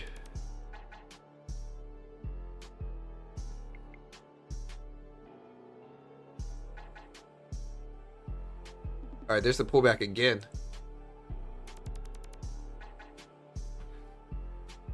Is the Dixie moving inverse? The NQ? The dollar index? Yeah, mostly. I guess. Mostly. Yeah, mostly. It's moving down since the opening bell. It's red since the opening bell. Nasdaq is obviously very green since the opening bell, and the Dixie is starting to bounce back a little bit. But really, the Dixie is up since the opening bell as well. So since the opening bell, it's kind of been moving in conjunction with the Nasdaq specifically. So it's been moving with the Nasdaq since the opening bell. Okay. Yeah. So. Thanks, John. Yeah, no problem. Look at that pop on the Nasdaq though. Nasdaq just jumped right back up there to 28,100s here. So the Nasdaq did just pop right back up there. Let's see if it actually holds. But we'll see how much the JOLTS report. Yeah, we just broke all-time highs just now. Again, all-time highs. Again here. So we did just break all-time highs. And remember, we do have the JOLTS job report and ISM services in about 9 minutes here. 9 minutes. What a move here, though. I'm looking at news. I don't see anything here that might influence this. Intel shares are still flying up, though. But Intel's on a mix of a pullback here. A fire breaks out in shopping center west of Tehran, according to IRNA. Yeah, I don't know what that was just now that made us break highs here. But this is a tough market to trade, realistically. Like, I'm trying to stick around long enough to cover the JOLTS report. We're going to trade, but we broke highs and now we're pulling right back down here. Palantir falling. Nvidia's moving up, though. Nvidia's trying to get over 200. It's kind of struggling to get over it, though. It broke over it for a couple times in the last 5 minutes, but it didn't actually hold up there and ended up rejecting right back down. So we'll see. We'll see.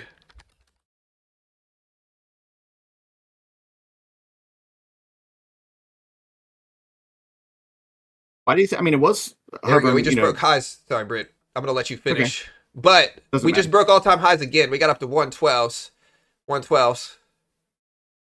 And we're still kind of pushing up here. Man, the strength is it, bro.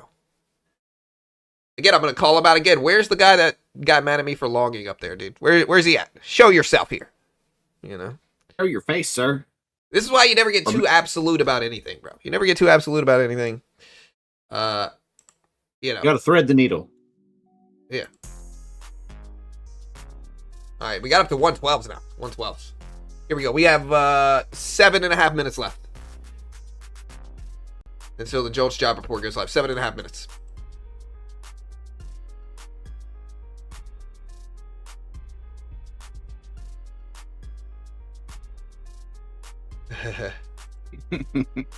I gotta mess with them. I mean, this is my job here. I would say if I have a job, that's it. You know.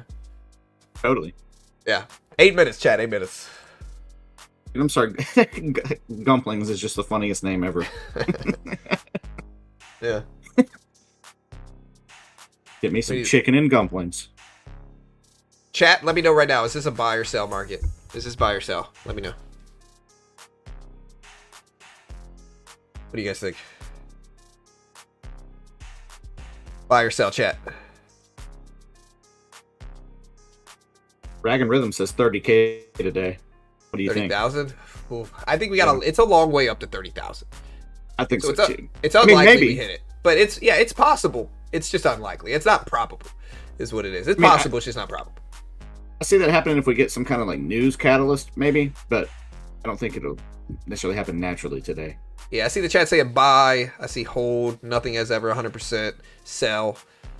No market. Yeah. Certified buy. Sell. Lucas says. Yeah, again, we'll see, dude. We'll see.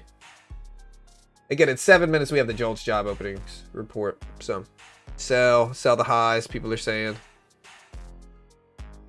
I mean, I would normally agree, but the momentum's so strong up here that, like, I'm nervous about selling. You know, there's been too many times I've tried to short the top, and I've just gotten ripped on, like, a huge rip up here.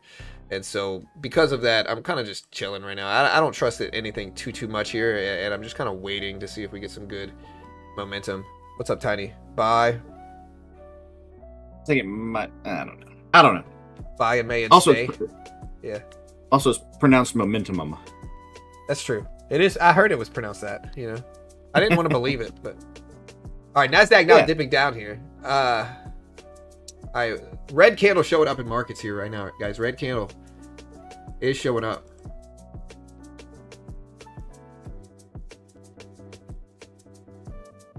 That's good self-restraint, Sam. If you decide to stop, I guess. Yeah. Look at this red candle. Something maybe just happened here. It's hard to tell though. Let's see. That's a red candle in markets. Could be Nvidia just dipping down too in unison with other stuff. I mean, there was a post about Hexeth saying the U.S. will maintain its ironclad blockade of Iranian ships, but how long ago was that post? 1 minute.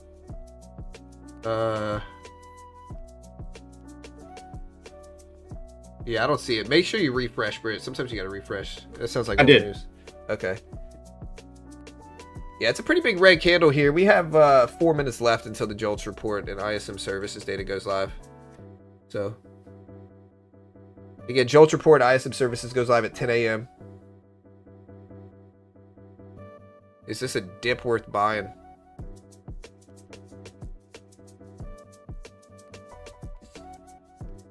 But I also kind of figured that the people in the market probably saw his speech anyway. Yeah, maybe. That was during the presser. Yeah, for sure. That's what I was assuming too. All right, so I don't think anything's dropping right now. We have 3 minutes and 45 seconds left here, chat. Again, JOLTS is expected today at 6.86 million. Last time it showed up at 6.88 million. New home sales also released at the same period of time at 652K versus 587 last time. So new home sales will be relevant. ISM services data, again, April data, 53.7 expected. Last time it showed up at 54. So we'll see if we see the crazy gains. Again, looking at trading economics' graph here, ISM services data has been heating up here. So this is ISM service trends. It has been heating up since April of last year. Last 12 months, it's been heating up. You want to pay attention to prices. Prices might influence it more than anything. Last time they were 70 plus. That might signal inflation fears. Leading into this, the JOLTS job openings report for March is coming out today. Again, at the same period of time, at 686 million expected. Last time was 688 million. So, but the kind of wild card I would pay attention to on this report is ISM services prices.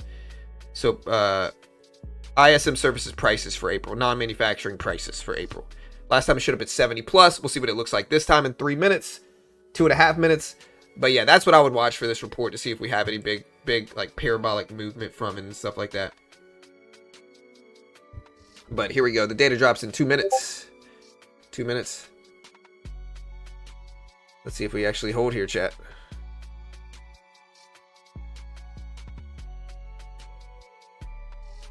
Jobs report should be high. Are you bullish or bearish on this print today, guys? Are you bullish or bearish on this data print? Let me know.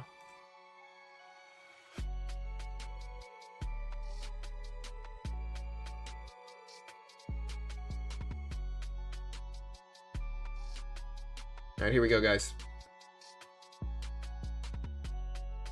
No, I didn't short Palantir.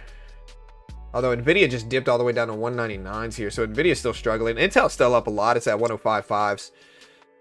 But we have a minute and a half left here. Chat. Bull or bear in chat for this report, guys. Bull or bear. Oh. Nvidia just dumped too. It's at under 199s now as well. Oh, Maybe go red on the day. Bullish, bull. Mostly bulls on this report so far from the chat. Bullish. Nvidia looking soft. All right, guys, here we go. We have about a minute left until this data. Microchip stocks are actually falling a little bit depending on which one you're looking at. Intel's up. Nvidia's down. MU is ripping up. Almost at 640s right now. AMD has earnings today. It's kind of flat. But here we go, guys. Here's the data release. We got less than a minute. Less than a minute. Hit the subscribe button. Hit the notification bell. I see bull, bull. Be wary. Bear, bull. Bull. Palantir's getting slaughtered. Somebody says. Here we go. Here we go, chat. We have 30 seconds left, about 35 seconds left. Here's for short term. All right, here we go. Here's the data release. Remember, watch ISM service prices. Nvidia just went red on the day. Nvidia's technically red on the day now. Watch ISM services prices. 15 seconds. 10 seconds, really. Or actually, no, it's 15. All right, I see bull, bear, bear, bull, bear. All right, here we go. Here's the data release. Right. 5, 4, 3, 2, 1. And here's the report right here. Okay, guys. ISM PMI 53.6. 53.6, weaker than expected. 53.6 for ISM services PMI. Prices were the same at 70.7. JOLTS showed up stronger than expected, a little bit stronger at 6.866 million. New home sales showed up higher than expected as well. This has made the market react negatively here, guys. Look at the market drop here. So the market has reacted negatively. But again, everything was flat except for ISM PMI, which showed up lower than expected. ISM prices were flat. And JOLTS job report showed up at 6.866 million versus 6.86 million expected. So only slightly better than expected for job openings. If we look deeper into this data print, though, quits showed up at 3.17 million here, guys. So some bad numbers that might make people nervous. Quits showed up at 3.171 million here, and the Nasdaq does not like this report. The market's moving down. Here's JOLTS quits right here on. That's JOLTS quits right here. So JOLTS quits showing up weaker than expected here. Weaker than expected for quits. Not good. And yeah, markets do not like it. Here, we'll put some of this data up on screen, but you can see in chat 3.171 million for quits. JOLTS showed up a little bit higher than expected, though. New home sales did as well, but the Nasdaq did not like this report. It did end up reacting negatively to this report. The bears were right so far, but maybe the first move is the wrong move here. I might buy this dip here. Let's see what happens. I might buy this dip. Just anticipating it going long. Yeah, I'm going to buy right here, actually, and then maybe add to it and see if we retrace back up here from it. I think most of this report was positive. The market overreacted negatively to it, and maybe we'll get into a good green trade back up to highs. There we go. I'm going to add more to this. I think it'll run back up. We're back to the top of the range here. Let's see if we continue. Yes, sir. All right, we're going to take a little bit of this off now. Cut a little bit more up here. Hold on to a couple of these contracts. See if we keep pushing higher towards the all-time highs. But be wary because we could reverse, but...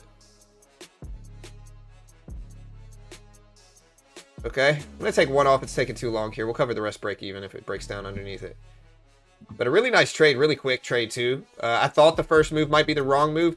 The data was mostly good aside from quits. Prices didn't increase, right? So the prices paid data, or the prices data, ISM services prices stayed exactly the same at 70.7 here. So that did not go up, which is good. You know, jobs report was a little bit stronger than expected. That's good. Services data was a little bit weaker, but it was basically flat. They expected 53.8. We showed up at 53.6. Basically flat there. Prices didn't go up. Quits were a little higher than last time, though. 2.9 something previously. This time they showed up. We're going to go ahead and cut it right there. We made a decent amount from that trade, too. So you love to see it. I don't trust another move up to these highs, though. So, yeah, so the data was better than expected in most aspects, but not a crazy amount better. Again, JOLTS report, we're going to put these numbers up in chat. Here's the number right here. Hey, I appreciate the subscribe, whoever that is. Thank you so much. Shout out to AB. Appreciate the love, brother. Thank you so much. Keep subscribing, guys. We appreciate it. Thanks so much. Are y'all bullish or bearish now that the data's come out? The data's out here. Are you guys bullish or bearish on this report? Brit the Bull. Okay. Sounds like a children's book. Yeah, I mean, I believe in you, Brit. I believe in you, man. Thank you. Chop consolidation, distribution. Yeah, maybe a little bit of that for sure. I bet you guys couldn't even guess which way I was going to go on that, could you? Very unpredictable. Bowman spoke, but I don't think she talked about monetary policy. Michelle Bowman? Yeah.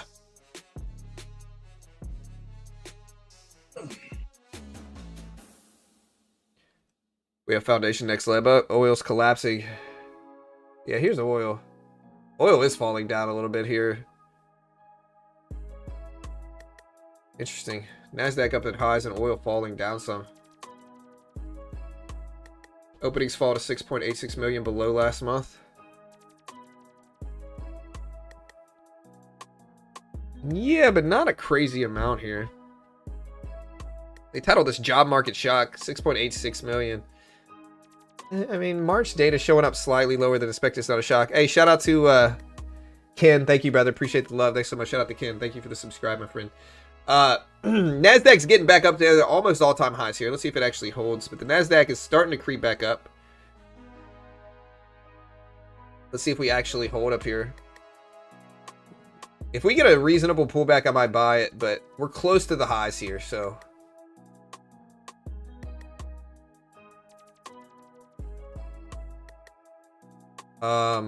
yeah, we need a reasonable pullback though. We have a cushion on the day. We're going to trade into that cushion. So we have a reasonable cushion already in the day. So now at this point in time, we're going to look to buy a pullback and kind of see if we get some good reactions here.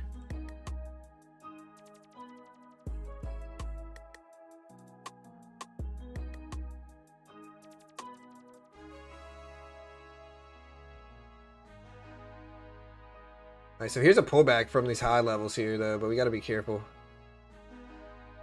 I'm going to buy this dip right here. Alright, we're in. Come on, give it to me. Let's see if we can pop right back higher here. So we're in. We got a cushion on the day, so we can trade a little bit into this cushion. There we go. I'm immediately going to take a piece of this off just to lock that in. And then I can probably hold the rest break even, but I'd love to see it continue higher here. There we go. Let's add a little bit more to this. There we go. Looks like it's starting to just mostly go sideways, huh? Yeah, we're definitely in chop, but we're so close to all-time highs here.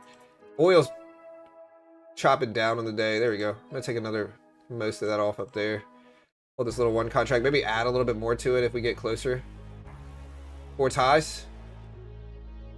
We're getting really close to highs. I don't want to see a big like contraction though, but we're getting pretty close. So we're getting over some of this high volume. It's a low volume node, but or actually no, this is the new high volume node. Sorry. If we can get over 100 and hold, that's good. But again, I'm gonna hold this last little position, break even. See what happens here. And again, if you guys want to help support your boy here, check out Lucid.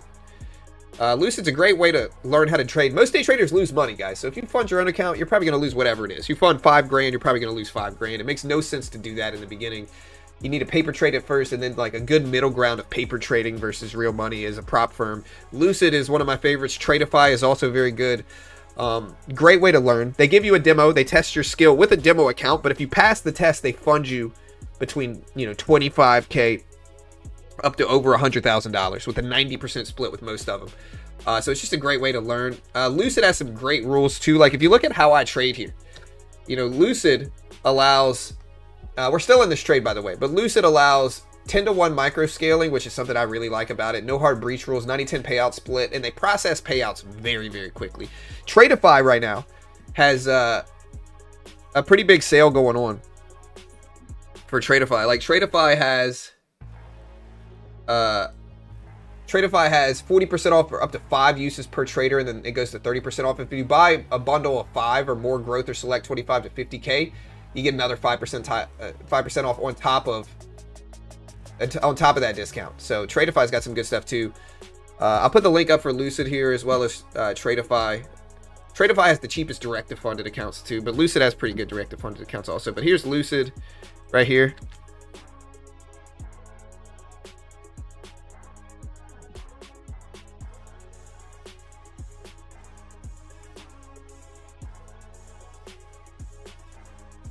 Actually, I already have Lucid pinned to the top of the chat. So if you want to see the Lucid link, it's pinned at the top of the chat. We're still holding this break even. If you want to check out Tradeify, I'll put that link up right here. Here's Tradeify. You get 40% off. Use my code. Pretty good discount. Here's the link right there. Is Nvidia holding or is it still dropping? You don't learn anything and fund it. I know, but when you're brand new, it's not about managing emotions. The prop firms are good because you're risking something. But you're not risking the full extent of like 5, 10, 20, 30 grand like a lot of traders end up doing here. We're kind of chopping sideways now. But like in that regard, that's where prop firms really shine, is that they give you like a middle ground. You're still risking something. Are you risking as much as, you know, a lot of other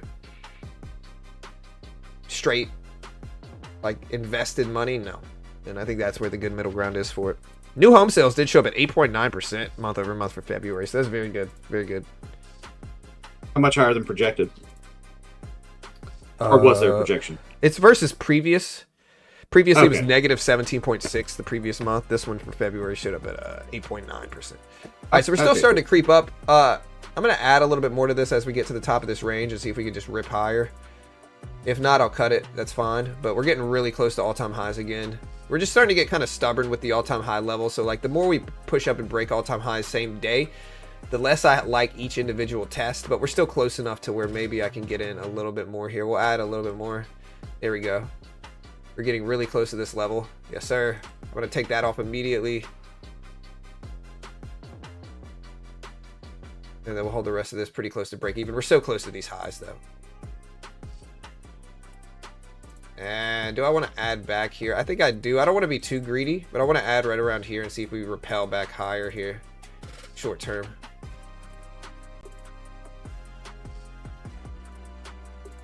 Still in that high volume area. All right. I don't know if I think we made money still on this. Yeah, we're still really nicely on the day. I don't know if we made money. Big pullback here though. Big pullback. I might buy it right back. Let me see.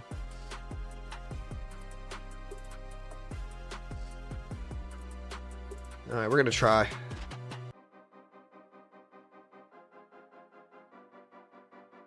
Like I said, I wanted to trade some of the cushion we have on the day, but I want to give it a second here.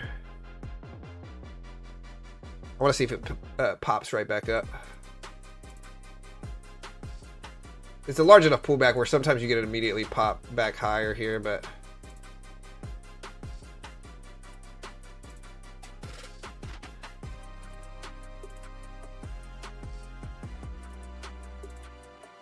we'll give it a second.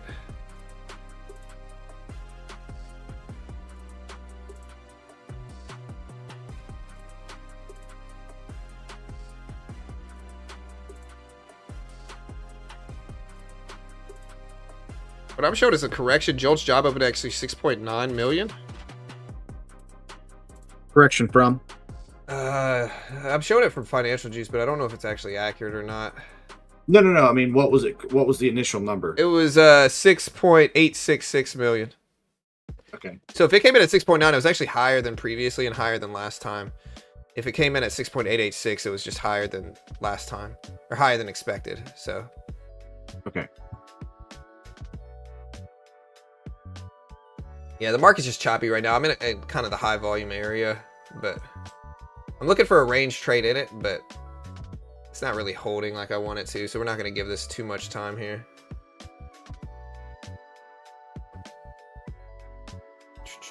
We're close enough to highs where I think maybe that magnetism still holds, but we're back up there. Let's see. We're break even now.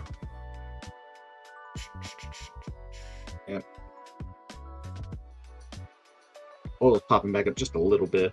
There we go. We're a little green now. Let's see if we keep it up.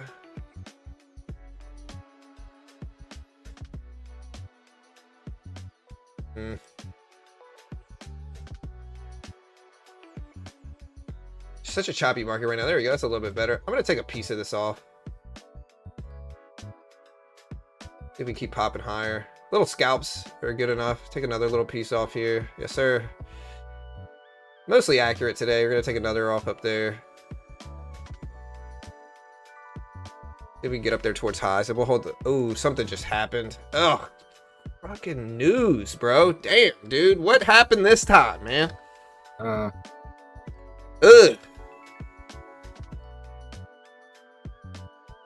Pakistan's foreign minister were confident of achieving major progress in talks. Have made efforts to reach a ceasefire and start a dialogue. Yeah, see, I see that, but that was 3 minutes ago. That's not what's causing this. Yeah, I'm checking for a tweet here. Realistically, I'm checking for a tweet, but I don't see anything. No tweets. Nothing from him. Nothing from him. Check the wires here, guys.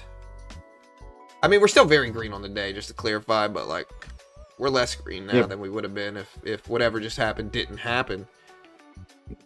Help us check and see if you can find the impetus for this. If you guys don't mind. I mean, I see Nvidia, AMD dump. Freaking news, man. I saw it as soon as it happened. I was like, this is a news candle. Damn, dude. Showing me LSU baseball. U.S. government economists estimate that pharma deals to reduce some prescription drug prices could save over $500 billion. No, that's not it. Something just happened. UAE says UAE air defenses responding to an attack. Oh. This is not a profit-taking candle. This is some type of catalyst, almost certainly, with how much it woke up very quick. Oil surged. Nasdaq dumped on this candle. Oil's back up to over 102s on these candles. So it's definitely, yeah, like, look at this. This is news-driven 100%. Everybody likes to believe technicals do this. Technicals do not do what just happened. Yeah, so technicals just don't do this. Don't cause a rapid response like that. Yeah, like, look at oil jump. That's, like, simultaneously. Yeah. So, like, that's what this is. Oil still climbing. Yeah, oil's ripping. Nasdaq's dumping here. 102. Yeah, 102.60s. Yeah. 70s. So this is catalyst driven for sure. We'll get it in a second. It's somebody that knows something a little bit early is what this is. Yeah, UAE air defense systems responding to a missile threat is what it is. Yeah, 23 seconds ago. I know this is kind of greedy here, guys, but I'm going to buy this right here. We're going to add to this here. Could be an overreaction. Yep. All right, we're going to take some off. Yes, sir. And we're going to take some more off. We're going to hold, and we're going to cut the rest break even, but we're going to give it time to rebound, bounce up. But it's a risky endeavor right now. All right, we're going to take some of this off flat here. Tiny little contract left. I want to give it time to rebound back up, but that made us all the money back plus some, it looks like. So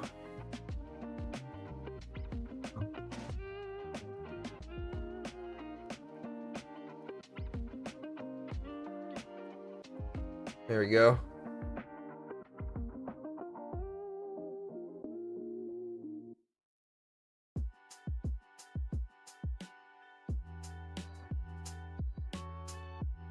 All right, so we're in this here. We might actually add a little bit more to this right now, but I got to be careful.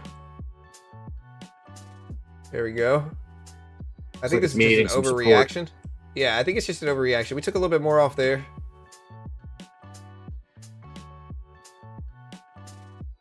Yep. I'm gonna get out here and just look. We caught our bounce. We got our bounce trade.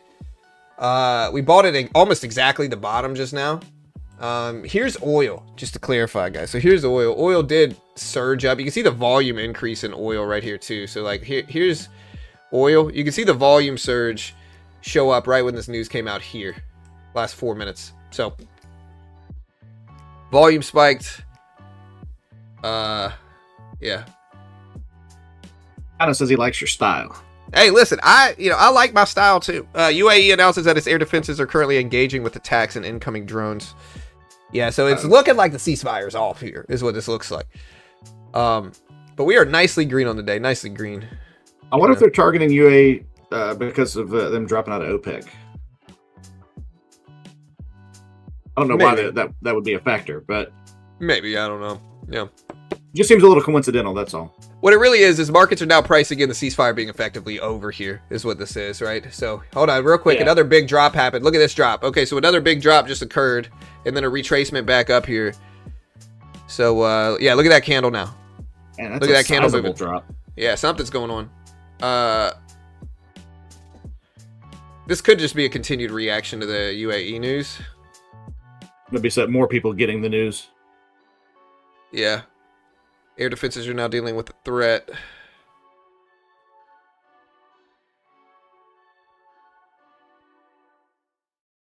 Some people get the news, it drops, then kind of stabilizes. Then everybody gets the news, and it drops again. Yeah, you can see it's kind of falling back down now. Is oil tracing that? Let me check. No, not really. Oil's still at 102.60, so. Yeah, we kind of went back down to the lows here. And so I'm going to cut it. I'm going to go and get out of here, guys.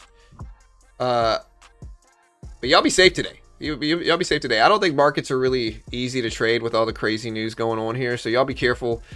JOLTS did negatively impact markets. Or no, JOLTS kind of neutrally affected it. Tomorrow we do have the ADP monthly report. It's the monthly report by ADP. It should be relevant. It should be important. We'll see what happens, guys. Again, if you want to help support the channel, check out Lucid, check out Apex, check out Take Profit. Take Profit Traders got some great stuff as well here. But if you want to help support the channel, use code BGT on all the major prop firms. We appreciate the love. Thanks so much, guys. Y'all be safe today. Again, AMD earnings this evening. Y'all be careful. That could move markets for sure. AMD, just to put it out there, is a heavily weighted stock. So we'll see if it moves markets. Y'all be safe. Good luck. Love to everybody. Thanks for tuning in, guys. Yeah. Good luck and have fun. Yeah, y'all be safe.